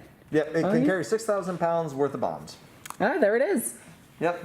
So this thing is a lot heavier. So, granted, it's... 47 tons? It's about double the size of a Lightning plus a bit, and it's the weight of 4 Lightnings, but it's also almost 5 times the size. Yeah, it's also 5 times deadlier than the damn thing. And but it's slow. It is fairly slow, but we'll get to that. Yeah. So its length is 19.2 meters, or 63 feet. Its wingspan, and I'm comparing this to a B-17 bomber. A B-17 is 74 foot. Yep. It's much bigger. Its wingspan is 24.6, or 80 foot, compared to a B-17, 103 foot. And its height is 15 foot, or 4.8 with the landing gears down, versus that of a B-17, which is 19. Yep. And then we get into its speed. Its max speed is 1,800. This thing's only doing 1,118 miles per hour. At most, I think it could push it to probably 1,200 miles per hour. Sure. Which seems fast for an aircraft, considering this thing is, the B-17 does 287 miles per hour. And that's a really good point to talk on, because the B-17 was not a jet bomber. And this thing very This clearly thing very is. much is jet engines. Like when we get to things like the Stratofortress US version of bomber, where they're all like 4 to 6 engine monstrosities, they go very fast, and you need to go really fast. And not just because you're slowing down any escorts or anything like that if you are slow, but the faster your bomber is, the quicker he can complete a mission, which means that your opponent has less time to scramble fighters to intercept you. Get in, destroy, get out. Yep, pretty much. Like if, again, using the American analog, you had, from the time that you would pop up on Russian radar, if you were flying from Anchorage, Alaska's Elmendorf-Richardson Air Base, by the time you popped up on Russian radar, you would still be at like the top speed. You're 3 hours away from the actual like Russian airspace, which means they have 3 hours to scramble fighters, get them onto planes, scramble pilots, get them onto their planes, get the planes in the air, and then come and intercept you. So the faster you are, the better your life is going to be. Or, by contrast, the higher you can get. And we know that these things are void capable, but they also travel at 41,000 meters above sea level, which means that they're even able to operate higher than a Thunderbolt normally can. Now, granted, that's just with their jet engines. Again, we don't see any evidence of like where their solid rocket boosters or liquid rocket like thrusters would be, but we know from the lore that says that it has them. So we trust the lore. Warp shenanigans, I ain't gotta explain it. Yep, I don't have to explain crap. The Emperor protects. Questioning is heresy. But yeah. Again, I'm assuming they have a way of, once they're in the void, they shut these parts off and then switch it. It'd have to be something like that. That's the only thing I can think of, and it's got to be the same with the Valkyrie. It's got to be the same with the Arvis Lighter and the Thunderbolt. Yeah, but that's neither here nor there. It's at 40,000 feet. But yeah, just most humans have been in an airplane at this point in the Earth's history. So when the captain says you're free to move about the cabin, you're usually at 33,000 feet above sea level. So 41,000, you're still higher than that. So the optics that you use to target with this bomber, yeah, they're pretty sophisticated. You can't just eyeball these things. Are you sure? Pretty positive. I've not had the opportunity to drop them myself, but I happen to know a JSF fighter pilot, and he's a great guy. We went to college together, and I have asked him how hard is it to do things like close air support missions, because I imagine it's insanely stressful. And he's like, yeah, no, it's pretty bad, but we have computers that do a lot of the math for us now. In the old days, it's quite literally just essentially a telescope that has etchings on the front to estimate distance and speed. Oh, and now something else to blow everybody out of the water. The Imperium's technology isn't actually bad. Yep. They have sensor arrays that can tell you a planet's atmosphere, it can tell you what's in the air and everything. That same technology is usually on these things. This craft would probably have comparable technology to what we have today. Yep. And I know a lot of people are going to be like, but Alexis, the Imperium still uses dial-up. Yes, they don't use internet. They use something very similar to the internet. In fact, Belisarius Hall just discovered interdimensional internet. Don't ask how. He did it. Quantum entangled internet. Yep. It's a thing that's being researched right now, actually, and it's really cool. I don't even want to get into the logistics of cyber demons, because then we're going to have Doom Guy. Yeah, but the new sphere. Come on, it's Wi-Fi that you can see. Look, it's essentially a series of tubes. Let's just move on. We'll nerd about the Mechanicus later, but But essentially, all of these have comparable technology to today. You can see this if you ever played the game Dark Heresy. An Auspex array can actually detect like thermals within like 100 meters. yeah, They can up detect until the moment where it's convenient for the plot. Yeah. Like, the only reason the sci-fi tech in 40k doesn't work is because of the plot. Yeah, it's the same reason high fantasy or high sci-fi stuff ever stops working. It's like, oh, because the plot says so. Yeah. Which is why I want to do our series about planning a planetary invasion using all of 40k's technology. Oh, good lord. Yeah. All right, I'm gonna need more coffee. At least this much coffee. At least more coffee. Okay, all of the coffee. Dedicated coffee maker. You know what? We'll get an entire Forge World to manufacture you coffee for this video. As the Imperium demands it. Anyway, so this thing has a range of 1,500 kilometers in atmosphere. Yep. Neato. These things are environmentally sealed, so they are void capable for short times. It's mostly just them burning up their fuel. Yep. This thing has 2 nose-mounted las cannons, which, as we said before, are the most powerful weapon the Imperium has. Yep. No reason not to put that on the front. Like, if they can mass-produce conversion beamers, which are stronger, they should. They would, yeah. Yeah. They would easily. 2 rear turret-mounted heavy bolters and 2 dorsal-mounted heavy bolters. So this thing is really good at defending itself. Yeah. I mean, one would hope so. And I think, so, oh, that's cool comment on the range. When we're talking about bombers, range is crucial. Mm-hmm. So, Alexis, how wide is the United States? At least 3 Americans wide. At least 3 Americans, depending on if they're from Texas or not. Or it also depends if they're Walmart goers. So, let's see. So, if we're talking just from going from like Maine to Arizona, it's roughly 2,897 miles. That's 4,662 kilometers. So this thing could fly back and forth across the United States 4 times before it needs to start worrying about landing. And even then it can almost make it. And by that, 5th time. another Marauder would fly into the air and refuel it. Yeah. So, like, that's... And I know that we had people who didn't believe that, like, oh, artillery can't shoot 11 miles or 13 miles. It's like, no, you have to realize the scale of a planet and realize that when we're talking about, like, oh, yeah, an artillery shell only goes, like, 13 miles, it's like, yes, we almost designed a weapon system. I say we, it was a man named Boels, and he was a Dutch weapon designer. He designed a cannon system that was going to fire satellites into space. Is it just that...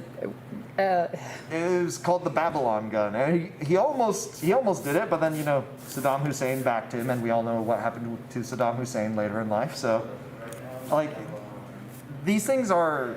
The scale you're working on when you're talking about planetary engagements is massive. The ability to shoot somebody from 13 miles away is trivial when you can accurately bring something from space into atmosphere, onto a continent, bomb a building, and leave. And doing all of that while at the same time this Valkyrie, a Valkyrie carrier, comes down with a Russ, drops it, and leaves. Yep. Yeah, just... There's a lot of math that goes into the military, and it should be appreciated more. When you go to school to be a jump master and later on a pathfinder, those are the individuals in charge of kicking people out of aircraft. Everyone's safety is in their hands. That's another thing. There's no dedicated air jump vehicle aside from the Valkyrie. Yeah, and I think there's a good reason for that. It's super impractical. We still practice it here in the U.S. because we've invested very heavily into it. So it makes no sense to do away with the whole thing when it's very much it's an assertion of how powerful we are. The fact that we can get so many people in one spot at one time. So we're doing it because we're jerks. Yeah, pretty much. America. But yeah, like there's lots of math that goes into making battlefield tactics work, and wind speed, wind shear, how fast you're moving. Which, by the way, it's usually measured in knots here in America. It's like we don't measure it in miles per hour. They measure wind speed in knots. I've never figured out why. I imagine it's just a holdover from the Navy. We're America. We're America. confusing as hell. We do things. We measure in miles per hour. We measure in feet and toes. We measure horses in hands. That's a thing. Yeah. So looking at all of this, is this a practical aircraft? Give me a waist gunner on either side, and So one right here. yeah, just like honestly, just where that access door is, just stick a gun outside of it, and that would be totally fine. Or give me a dorsal gunner who would be placed just four aft. He would be placed just right here, and he would protect the underside of the craft. Because it doesn't make sense to have a ventral turret if nothing is ever above you. Yeah. I think it just looked cool. Yeah, it looks real cool.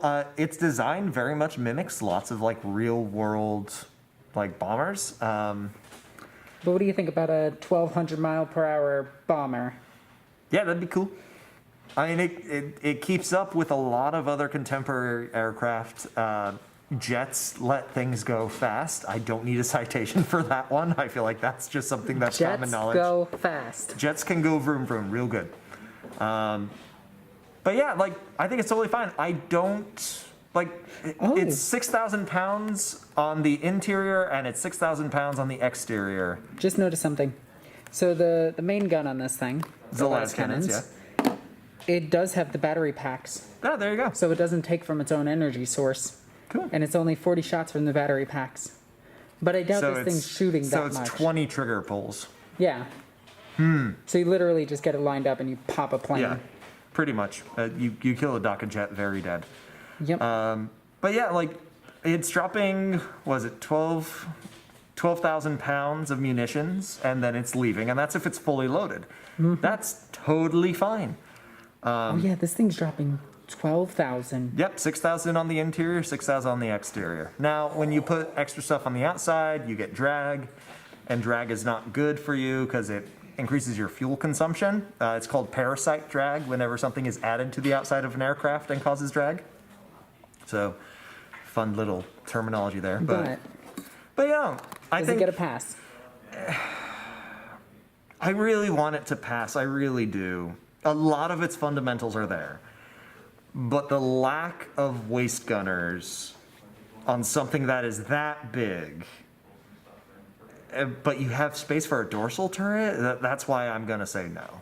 I'm going to say no, doesn't pass. Oof. I really wish that I could say that it passed, but it's just got like some basic elements that really bother me. And this would actually fly. Yeah, like if the Thunderbolt can fly, that thing would fly. All right. Yeah. So then we get all of its cool patterns. All the cool patterns. Like, it looks real nifty. It looks real neat. Now, I don't think we need to talk about the Marauder Destroyer. Yeah, the Destroyer's main difference is that it packs autocannons on the front in addition to las cannons, and it packs a lot of, like, just... And it has the assault cannon on the back. Yeah, it's all, like, anti-tank munitions. But this one actually has a better weapon on the back because this thing can rotate all the way around the craft to see this way. Yeah, which I think that's really, really cool. I don't know why you wouldn't make that standard. I imagine it's just a production issue at that point. So, if this thing had that. No. Really? Even more of a fail, and here's why. A las cannon is an amazing standoff weapon. I can fire it from a long way away and not worry about hitting. The Marauder's whole thing is it is a ground attack bomber. So it is designed with the intent of everything that's on the front is going to be fired at tanks. It's going to be fired into bunkers. It's going to be fired into like individual targets. This thing, it doesn't have las cannons anymore. Yeah. It's 6 autocannons, so it has to get very close to the ground. Then it has to fire all of those shots, and then it has to pull up, come out of a dive, and then get out of dodge. The dorsal turret makes sense on this one. Conceptually, though, it's just not a smart idea. You'd have to be so close for an autocannon to be accurate on anything that you want to deal damage to. Oof. No, So, yeah. I agree. Like, So- I like them a lot. I'm just the destroyer gets a hard fail. The bomber gets a soft fail. Like, I like the bomber a lot, and I'm sure This is that like I can. getting a 64 on your exam. It's like you were so close, but you just forgot to write your name. It's things like that. It's a very basic thing. Like, these guys are real cool. I am loath to let it slide. And then we have the fabled Valkyrie. We talk about it all the time. And this is some really cool artwork for it. Yeah, it's really nice. The Valkyrie's always kind of been in a soft spot for me, just because I grew up in the era where they were starting to produce really crazy VTOL capable aircraft like the Osprey. The entire Battle of Mogadishu happened when I was really young. That was famously recaptured in the movie called Black Hawk Down. So the idea of essentially what would be considered rotary wing aircraft or VTOL capable aircraft really just kind of captured my imagination as a young kid. So the Valkyrie has a very soft spot in my heart. All right. Do you want to go over its lore? Yeah, why not? We'll go over it for this one, but I don't think we'll need to do that for the Vendetta then. No, because the Vendetta is pretty much the same thing. Yep, different guns. So the Valkyrie Airborne Assault Carrier is the aircraft issued to stormtrooper units. In addition to providing the Imperial Guard with a corps of well-trained infantry, special operations such as insertion behind enemy lines for commando raids, rescues, and sabotage missions are all part of the stormtroopers' regular assignments. The Valkyrie utilizes vector engines for vertical takeoff and landing. Oh, it actually just flat out says it. Yep, VTOL. Why not? Giving it very high maneuverability and the ability to hover in the air by directing the engine thrust through its wing exhausts.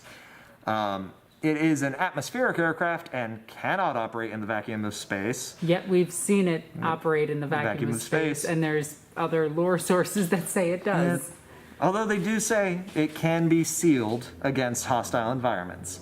The Valkyrie lacks the high top speed of a true fighter aircraft, like a Lightning or Thunderbolt, but its ability to hover means stormtroopers can land with great accuracy at their drop zones or on their objective. Why did you stop, though? So, I'm personally laughing because it's oh yes, because it can hover, you can very accurately fall out of an aircraft. It's you can very accurately fall out of an aircraft at any given time. A lot of it is just knowing how to properly fall. There's a whole methodology behind how to fall with style, as Buzz Lightyear called it. Well, not even that. Parachutes are accurate, but they have grav chutes. They have literal things that can guide them right to their target. Yeah. And land perfectly. Yeah, they have, and we're seeing them be resculpted for the first time in almost a decade on the new Orlok models coming out. Out of freaking Necromunda. I love Necromunda. Necromunda's great. It gets all the toys. But yeah, so here's the variety of methods. You can do a conventional vertical landing. This is rarely used in hostile areas, as being on the ground makes the aircraft too vulnerable. That is very true. An aircraft that is on the ground is easy to hit. We established this earlier. Yeah. The higher you go, the harder you're hit. Yeah, a rocket-propelled grenade is they are very accurate. RPG-7s are fin-stabilized munitions. If you have practice with it, you can easily hit something like a helicopter as long as it's within your maximum range. And again, it's a grenade. This essentially is the 40k equivalent of a helicopter. I'm loath to call it the only helicopter in 40k because we have that, and we have actual helicopters in the Ork faction. We have the Shinork Yep, the Chinook, The Chinook. which is one of the best vehicles ever. It's so great. And you have the attack copters. The Def Coptas. Yep, the Def Copters. So we do have actual rotary wing, but yeah, anything that can land on a battlefield, if you are landing, you're spending seconds on the ground. It is either to unload a lot of people really quickly or to load people really quickly, and then you're bugging right back out.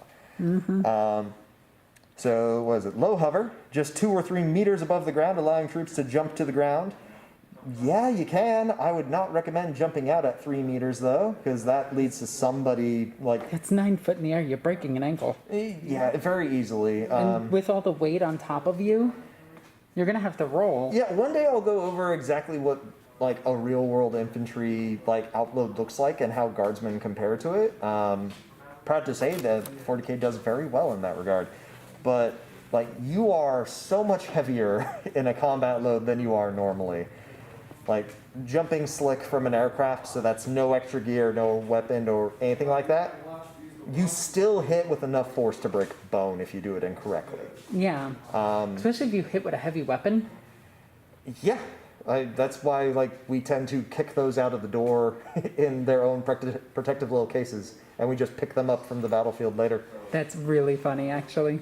Yeah. So yeah, low hover, yes, totally a thing. And then fast roping, sliding down ropes from 10 to 15 meters above the ground. Rappelling, which is abseiling on a harness down from 20 meters plus above the ground. It is slower than fast roping, but useful for descending through jungle canopy or when the distance to the ground cannot be judged accurately. And then there's the grav chute, which is jump from high altitude, usually from the back ramp with grav chutes to slow descent. I'm sorry, grav chutes just seem like the best thing to use. Normally you'd think so, right? So the reason... So we'll just break these down one at a time. Conventional vertical landing. Yes, 100%. Especially if you're requiring something that we in the military community refer to as a dust-off. Usually that's a helicopter that's designated as like dust-off or angel is usually the call sign. And their whole job is to fly in, land, load a bunch of casualties, because a casualty does not mean you are dead.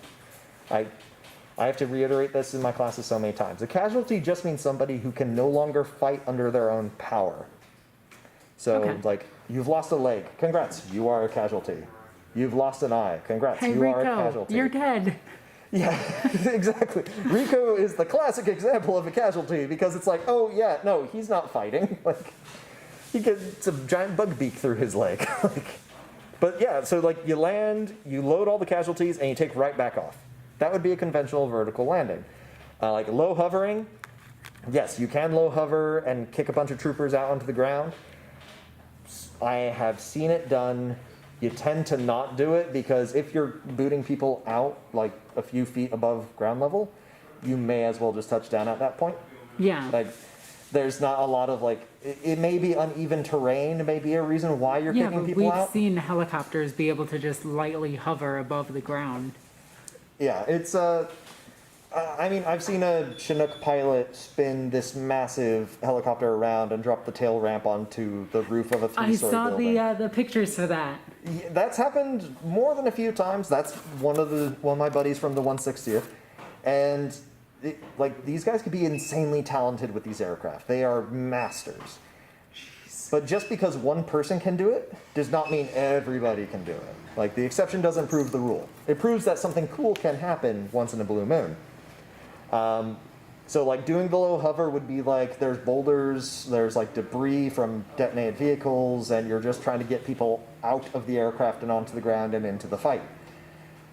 That would be the only time I'd consider doing it, because if I take a fresh soldier and I kick him out of an aircraft, and he lands, and he rolls his ankle, and now he can't walk anywhere, he's combat ineffective. He can't march to keep up with us. And you have to pull him back into the aircraft. Yeah, then we have to find, like, okay, do we take him back into the aircraft? It slows the whole operation down because you have to assess and triage him as though he was a casualty until you know the extent of his injury. If you're lucky, he's a strong trooper and he'll just push right through, but you're not always going to be lucky because not everybody reacts the right way to that first initial reaction of, oh, I'm hurting. Yeah. Fast roping and rappelling, they're super fun. That I do want to try. Yeah, I know a guy. We can kick you out of a tower. I would love it. Yeah. Yeah, fast roping is a thing. Again, referencing Black Hawk Down, it shows fast roping and how it's done really, really well. It does show what can go wrong, though, when you see Orlando Bloom. He's playing a man by the name of Blackburn, Private Blackburn, who did fall out of a Black Hawk during that operation. And he fell like 30 feet. And yeah, he like broke some vertebra in his back. He had to be medically evac. It doesn't take a very far fall before you're doing damage to the human body. We are very squishy bags of water supported by sticks of calcium. You know, like gravity tends to hate us. Repelling is really cool. Abseiling, Australian repelling, those are like just different ways of going down the rope. Either you're going down, I'd love to show it on camera, but right now we don't have it. I do have my climbing rig at home though.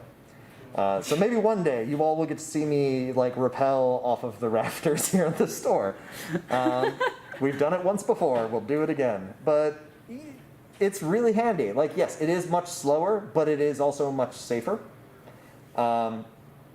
If a pilot told me I'm jumping out, I'm going through a canopy, I would tell him that he's an idiot and we just need to find an open space.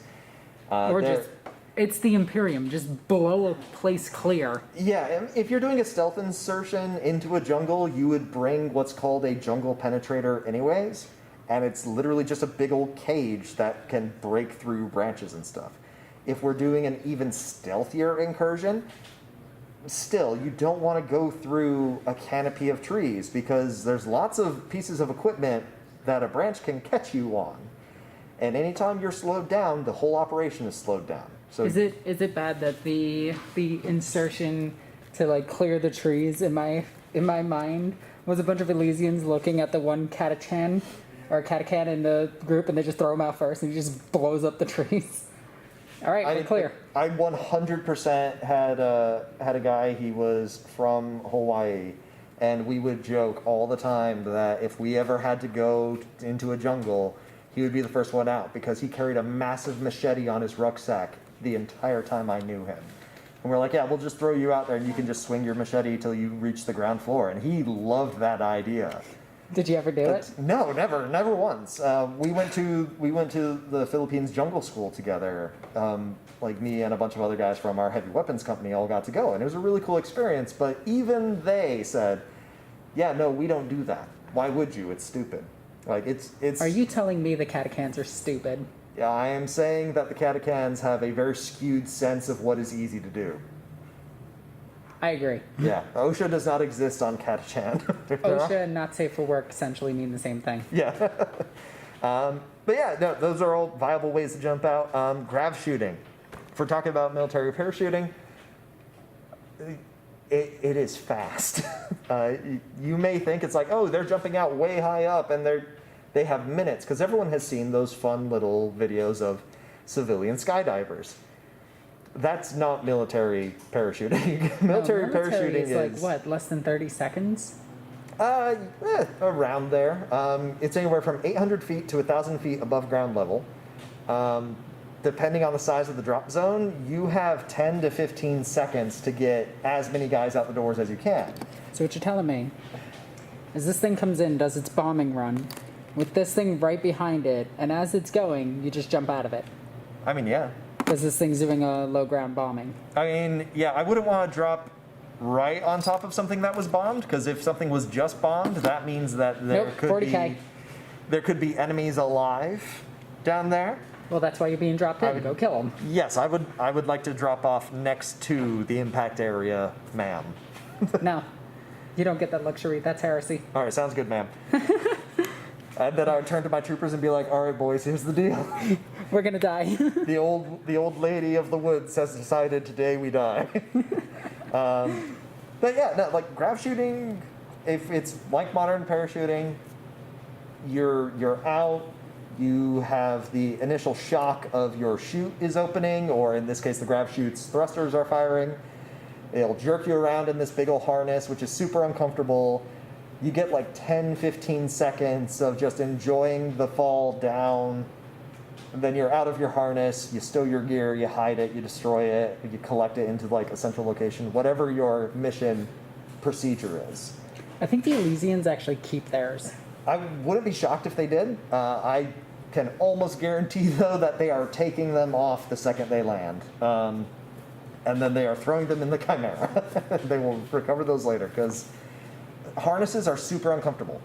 Because you do not want to wear a loose harness, because when the opening shock of your arrest system happens, like those cords that are holding like your legs in, those will cut upwards. Now look, I've never been skydiving, but I do have some knowledge of how harnesses work on the human body. I'm not going to say how.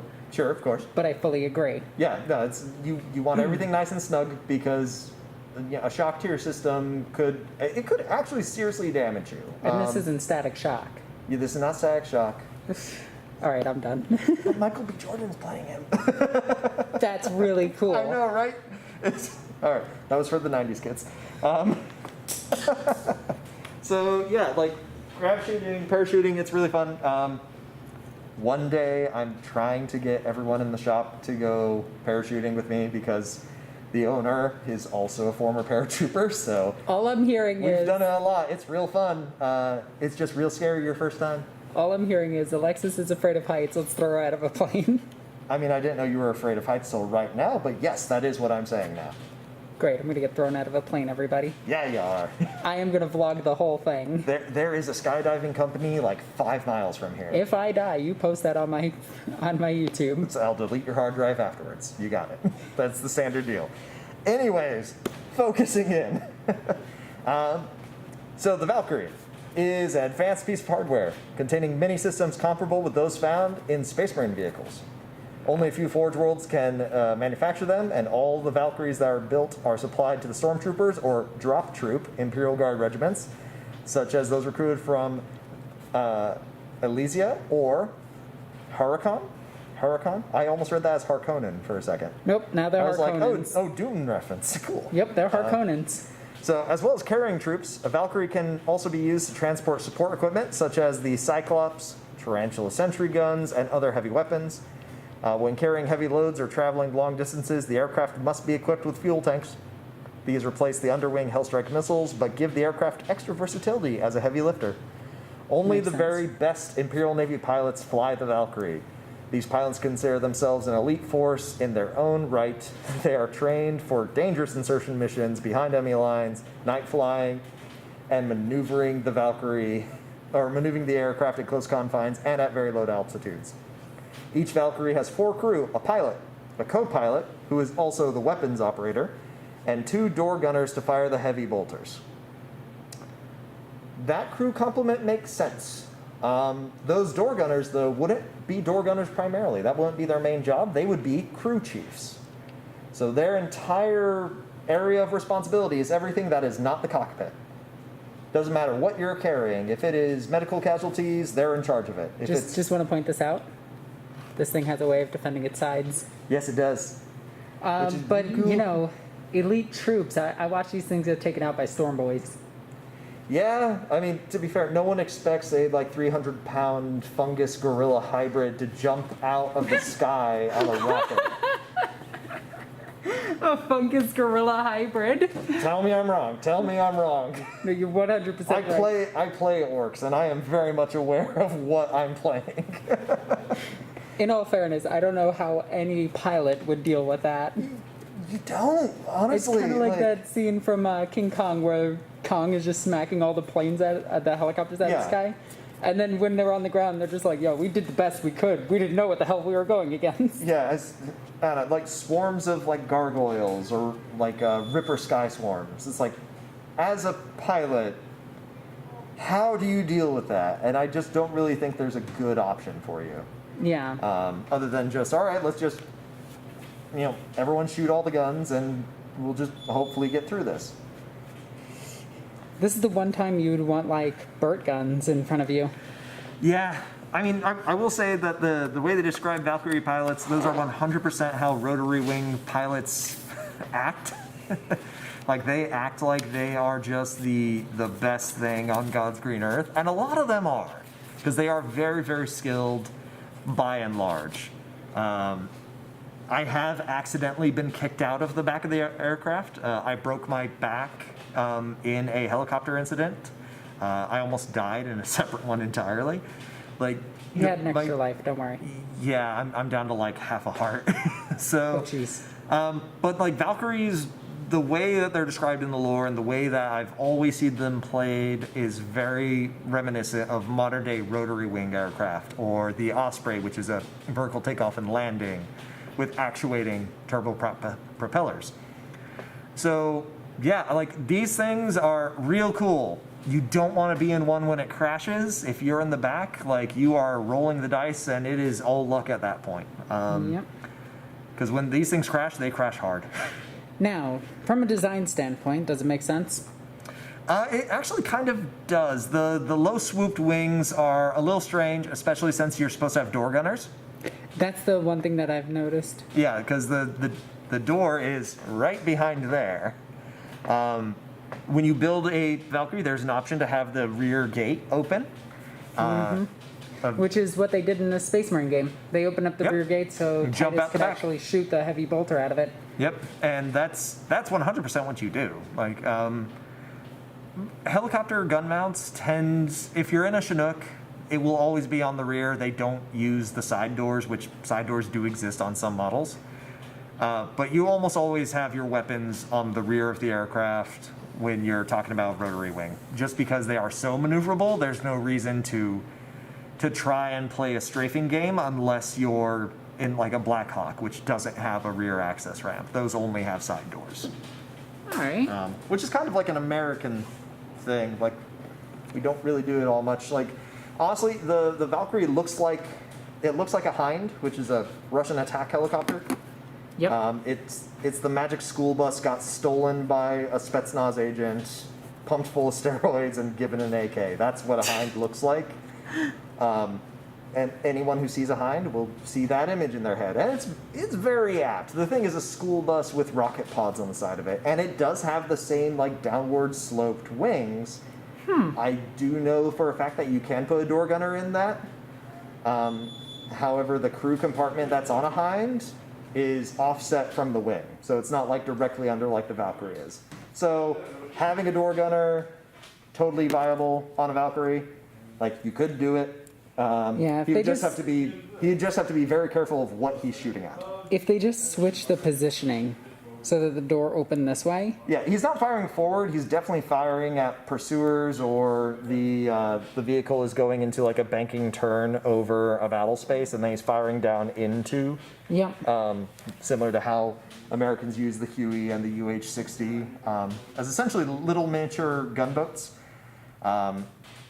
Yeah, like I really like it. Like, I'm trying not to nerd out as much, but you know, you just can't do it. So looking at this thing, it's 13 tons empty. Its length is 18.5 meters. Its wingspan is 16.9 meters. So its wingspan is shorter than the length of the vehicle. Which is rare for an Imperium vehicle, apparently. Yeah, right? Yeah. Its height is 4.8 meters with its skids down, which the Valkyrie skids are always down. Yeah. Yeah. I always thought that was interesting. Its operation ceiling is 13,000. Its max speed is 1,100, which its max speed is 683 miles per hour. So compare that to an aircraft. Pretty good. It's pretty good for a rotary wing. This thing's just The rocking. lightning and the thunderbolt will just leave it in the dust, but that's fine. Yeah. But this thing, again, is supposed to just go from point A to point B. Yeah. I mean, if we're talking about modern day equivalents, the only real equivalents are rotary wings, because we don't. Well, you could say that the Osprey is an equivalent, but the Osprey is also not nearly as fast, Yeah. and the Osprey is also propeller driven. So again, like actuating jet engine, like vertical takeoff and landing troop transport, it's not a thing that anyone in my like readily accessible knowledge has built. It would be a total game changer if they did. Because the problem with jet engines is you're going too fast. You're going too fast to be useful as a troop carrier. And it says that it redirects the thrust into the wings, which that means that those wings have an entire extra exhaust system built into them. Yeah. Which, if the wings are damaged, that exhaust system becomes useless because it can't maintain the pressure. So you lose your ability to be a VTOL craft when you take a hit on your wings.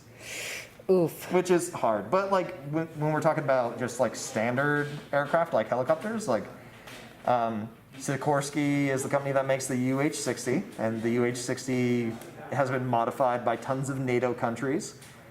But that thing caps out at like, I want to say it's like 160 miles an hour. I was actually going to be like looking it up. 183 miles per hour. So this is thing's the going maximum like, speed. This thing's going 6 times faster. 6 times faster than a Blackhawk. But fulfilling all the roles that the Blackhawk, the Seahawk, the Kingfisher, all those sorts of things have. So I'm not mad about that. Like, it's real cool. That's amazing. Like the stats make sense. The twin boom, like the tail booms, that's what these are called. If it's connected, it's a boom. You see those on lots of like older style aircraft because essentially it's a third lift face for the aircraft to not fly and plummet straight into the ground. It has all those control surfaces we've been talking about. Is this one going to plummet into the ground? I honestly don't think so, because also the front of a Valkyrie is almost directly ripped off from a Hind and from an Apache attack helicopter. Like this whole angled stepped cockpit and everything is totally reminiscent of modern day rotary wings. And they even said that, hey, there's a pilot and the co-pilot, and the co-pilot is in charge of the weapons. So there we go. That's 100% what you see in the modern day. Like the co-pilot, yes, he can fly the plane, but his main job is using all of the equipment accessible to him to get rounds onto target. So in this case, we actually get this page, which I love the these cross pages. sections. These are always real cool. So we actually get to see where the crew compartment is. Yep. We see the big old doors and everything. This big X here in the middle, more than likely that is the interior support strut. So there would actually be a little piece of bracing right here in the middle of this big old compartment. And that's just because the type of seats that canonically Games Workshop gives to a lot of its vehicles, they aren't lined along the outside because there's doors on the sides. They're lined down the middle. So half the squad faces one way, half the squad faces the other way. That way they can exit out of any of the doors they need to. We see this on the Rhino as well later on. Yep. When we get to see that thing's interior view. But this lets, it's 5 individuals? Yeah, 5 individuals sitting in the crew compartment. 5 on the other side. There'd be 2 jump seats here and here. A jump seat is just a fold-downable cloth seat. Like, doesn't take up any space. You only use it when you have to. That's where the crew chiefs / door gunners would sit. And yeah, you got rear door, side door, like you've got extra tanks and everything for all the different fluids you need, fire suppression systems. Yeah, you got like a lot of things you need. So, now that all being said, is the Valkyrie pass? Or do you think it'll crash into the ground and burn? No, I don't think the Valkyrie will crash. I mean, the wings are something that we see on like modern style aircraft, like a flat wing. Like a flat edge front wing is not a death sentence for a vehicle. My biggest thing is that anytime this thing would start falling over or falling forward, it would simply just rotate these to make up the difference. Yeah, and also it has the boom control surface so that it's less likely to dive down because suddenly more air is putting pressure here than there, and that will cause the whole vehicle to right itself. So, like, yeah, I'm giving the Valkyrie a pass, honestly. I mean, an 800 mile per hour lander. Like I would love the capacity to jump out of a craft that was going 800 miles an hour, stopped right above an objective, landed, let us get out, and then we were on our way. Like that would be phenomenal. Also, keep in mind that this thing can do 25,000 miles per hour when it decides, I'm done with this, and flies up to space. Yeah. And I wish I was kidding. Yep, you have to reach escape velocity somehow. But yeah, like The Valkyrie's just like fairly well designed, and again, because it is VTOL, it definitely doesn't need wheels. Like skids are fine. Yep. You just land the sucker and then reposition it through the use of a ground crew. So then we see all of the different designs and everything. Now, This is 100% the Russian Air Force's camo Yep. pattern. the only thing I'd actually make sure to have in mind, and I know this is going to sound stupid, but a cameline net. Something to try to throw over this thing if you had to land. Well, and you would. Most aircraft that are designed for like insertion into certain areas where they can be expected to operate without like frontline support, they're going to receive camo netting over top of them. You'll have these disruptive camo patterns so that you're harder to see from the air to begin with. Yeah. And you can even, if anybody just Google something like aircraft camouflage, you'll see that sometimes the concrete of your landing platform will also be painted in the same pattern as your ship. Ooh. Because what's better than camouflage? Oh, it's camouflaging yourself in a bunch of camouflage. Yeah. It just add extra difficulty. Like, camouflage is never going to make you invisible. Like, there's always No. going to be telltale signs, and there's a whole science behind reading signals intelligence and photo intelligence that you just, like, it boggles my mind, the stuff that people can identify by, like, oh yeah, we know how many people work here. The most armored aircraft so far. Oh yeah, 11s. Okay, so unfortunately, the last gunship in this book is the Vendetta, or the Vulture. Yep, not the Vendetta. Yeah, it's weird. It's not Not the a Vendetta. thing yet, Yeah. apparently, in the timeline. So as we go to the next book, we'll start getting more and more, which I do need the next book in this series. It's Imperial Armor Book 3, and the next one is Space Marines. Book 3 is for the Tau, and it has the other Aeronautica vehicles in it, as well as some of the tanks that are not mentioned in this book. So we will be getting to those as well, but if you guys do have those books, please contact me. Because I love having the physical copies. I don't want to print out things. It just Yeah, looks... no one wants to look at a PDF. Yeah. So, the Vulture gunship is very much different than its brother, the Vendetta or Valkyrie or...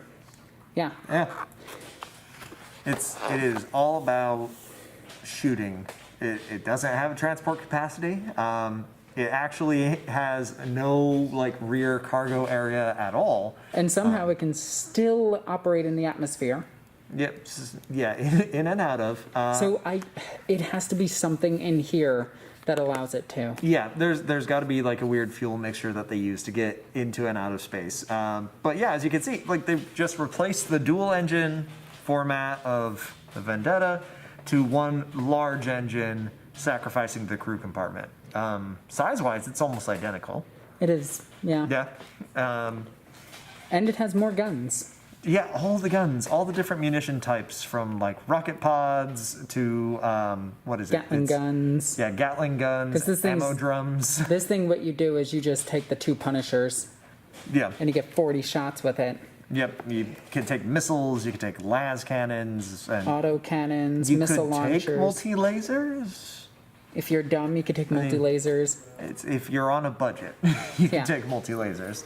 But in actuality, multi-lasers would be a great weapon on this thing. Yeah, they'd be phenomenal.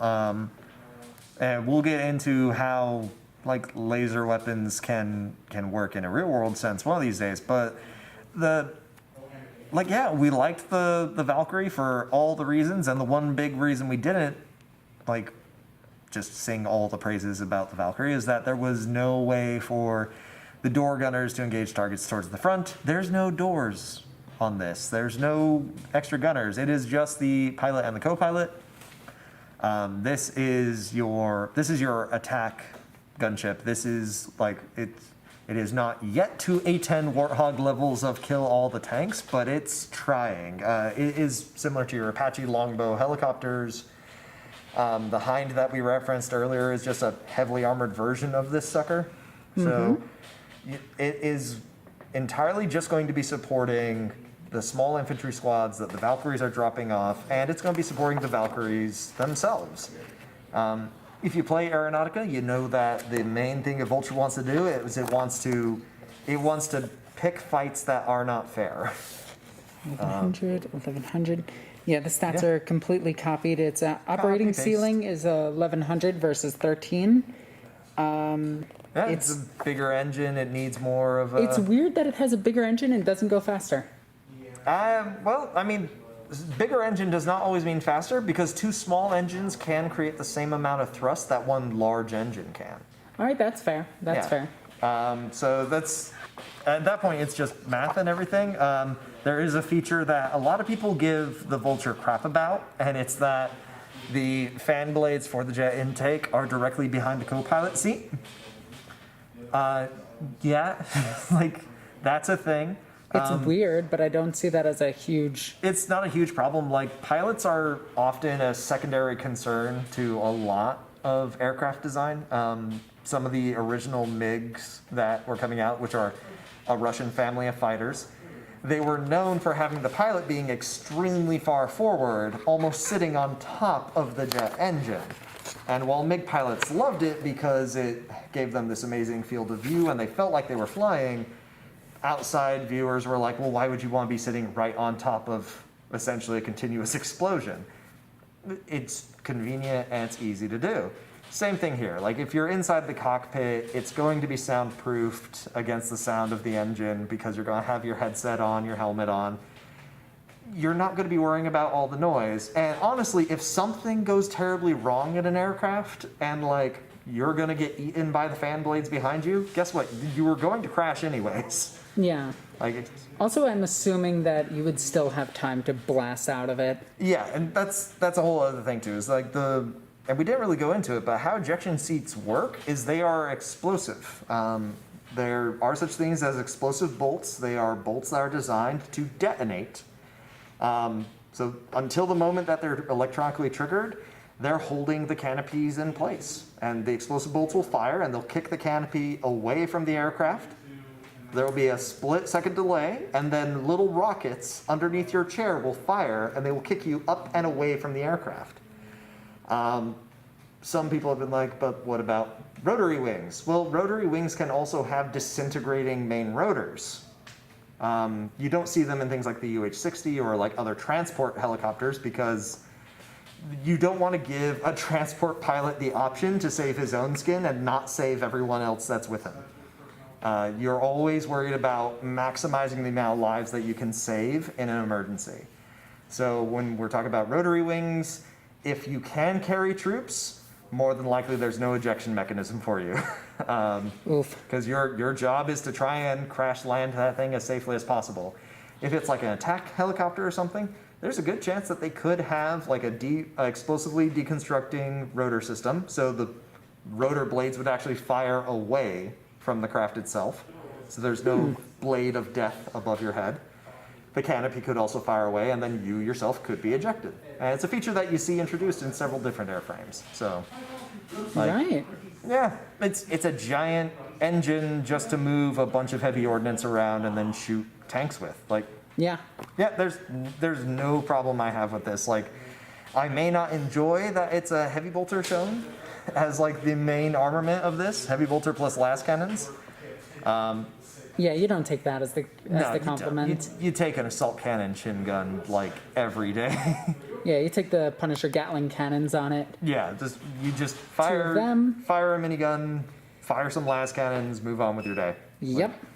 Yeah. So, this aircraft gets a pass. Vulture gets a pass. The Vendetta got a pass. The Vulture, yeah, the one solo engine is weird, but it's not weird enough, and I really can't fault it considering like lots of rotary wing have one massive power plant, and everything drives off of that one engine keeping them going. So, yeah. So overall, we did find a lot of things wrong with the aircrafts in 40k, most prominently with the Lightning, which crashes directly into the ground. Yep. But the rest of the aircrafts are actually aerodynamic, would fly, have multiple systems that would allow them to fly, including like just Yeah, and like a front swooping wing is not a death sentence. That is an actual thing that people have done. Now, unfortunately, my favorite 2 aircrafts are not in this book. They are in the later books. So if you guys have them again, please contact me. Either make a comment down below, follow me on Patreon, Discord, Instagram, Facebook. You can message me on everything. And we will go into detail about more of these books. But we actually did finish the first book in this, like, 8-book series. Yeah, it's like 8 or 9 books now, isn't it? Yeah. Yep, and they just announced today that they are going to be re-releasing all the rules for these Forge World vehicles soon in the Forge World Compendium. Which I'm excited to do a review of. Yeah, I think it'll be real cool. So, Sterling, I want to thank you again for joining me. Oh, thanks for having me, as always. Yeah. So, overall, what did you think of the Imperial aircrafts? The aircrafts, by and large, were good. Like, if an aircraft can get up in the air, its design will work. And then everything having to do with lift and drag, those all scale off of size. So as long as your shape is correct, it will fly. And there are some weird aircraft out there in the world. Like, there are ones that are nothing but flying wings. There's a bomber here in America. It's a stealth bomber, and it is one massive flying wedge. Yep.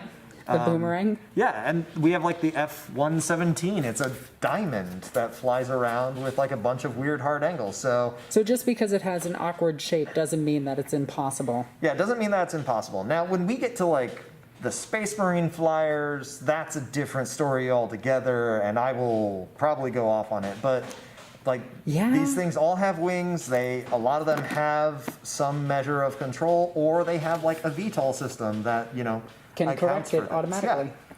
So by and large, they all get a pass. For the tanks, we agreed they were all a little too big for the Chimera stuff. Like, really great, solid designs on those. The And sentry guns were sentry guns. yeah, sentry guns were big guns that you drop somewhere. Like, there's nothing wrong with that. Yeah. So yeah, overall, like, lots of little issues, lots of sci-fi MacGuffins going on. Like but, somehow accelerating to 25,000 miles per hour. yeah, getting escape velocity on something that And somehow the Dude. pilot, you know, not passing out from the G's of that. yeah, there are issues, and there are always going to be issues because it's sci-fi. So you Yeah. get to hand wave a lot of things and say, dark age of technology. Yep. Um, That's from Old Terra. Well, what was Old Terra? Yeah. yeah, pretty much. But I want to thank everybody for watching this this episode. This was all based around the Aeronautica Imperialis, and I can't wait to do more. We do have the next book in the series where we're going to be talking about Space Marines. Best Marines and their metal boxes. And we are going to be laughing our butts off because if you think the Imperial vehicles look stupid, Just wait till we get to the Land Raider. Just oh my god, the Land Raider. Whew, that's going to be fun. Anyway, guys, thank you for watching. As always, I'm NornQueenAlexis. Love you guys. Bye.